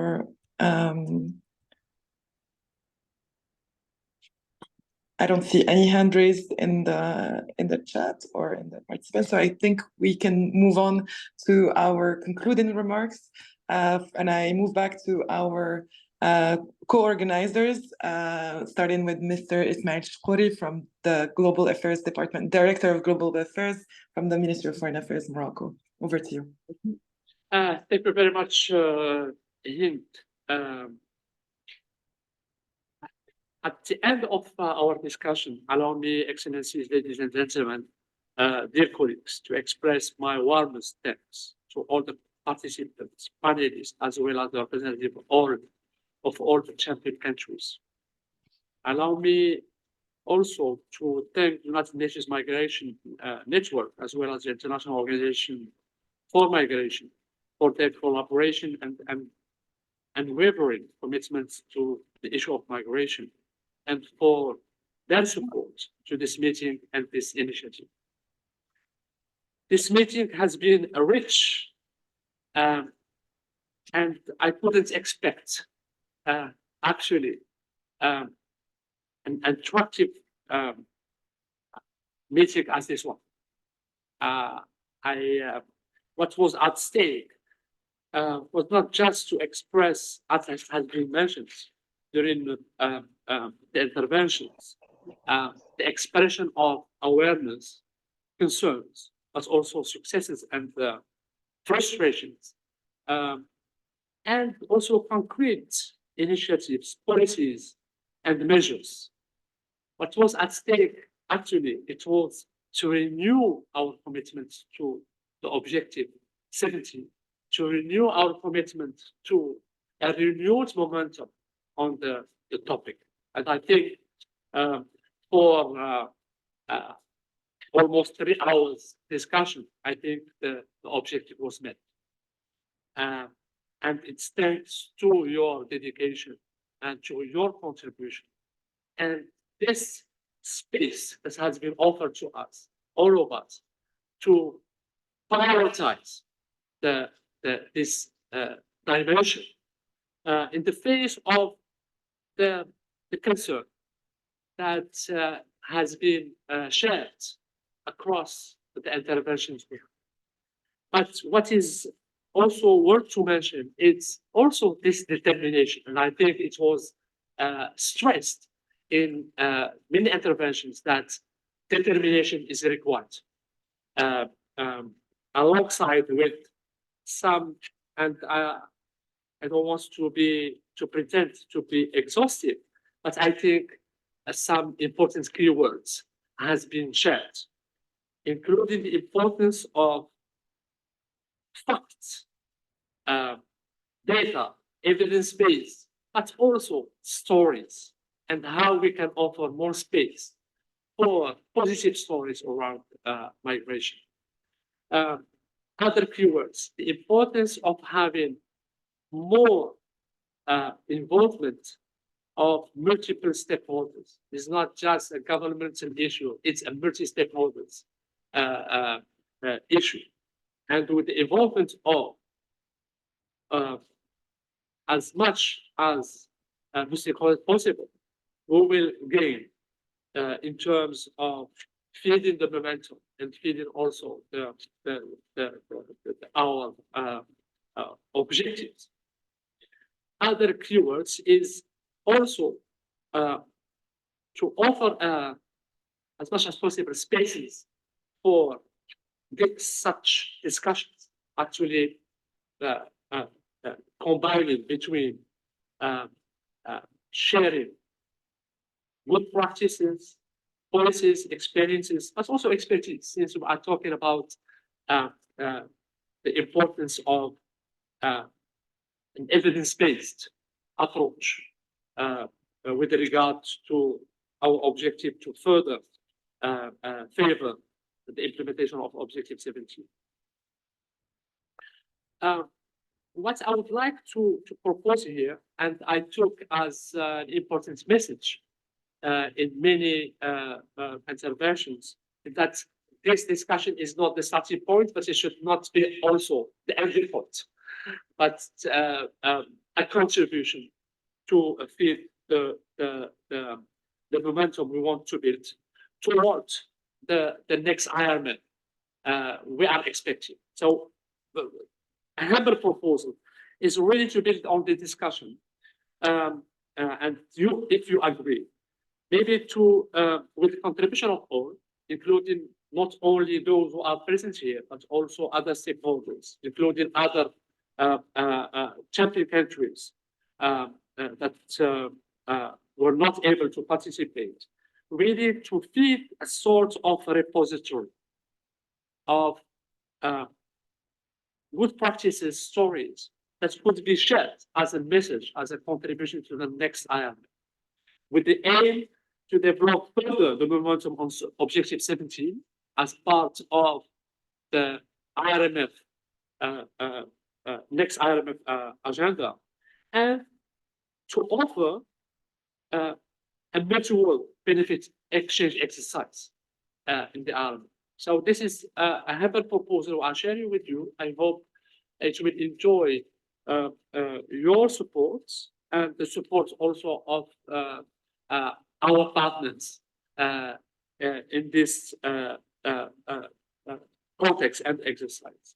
So I would like once again to thank you, to thank the interpreters, and to thank you, Hind, for really contributing to moderate this very interactive discussion. And with that, I will revert to the floor to you. Thank you very much. Thank you so much. Thank you so much. Sincere appreciation for this. And I move to Ms. Yulisa Landaverde for the concluding remark on the side of El Salvador. Over to you. Muchas gracias, Hind, por la excelente moderación de este conversatorio. Bueno, como presidente de la Iniciativa de Países Campeones, reiteramos nuestros agradecimientos por la valiosa participación y por cada uno de los aportes que hemos escuchado de parte de expertos y actores relevantes en este espacio. Esto nos ha permitido explorar, reflexionar, pero también resaltar.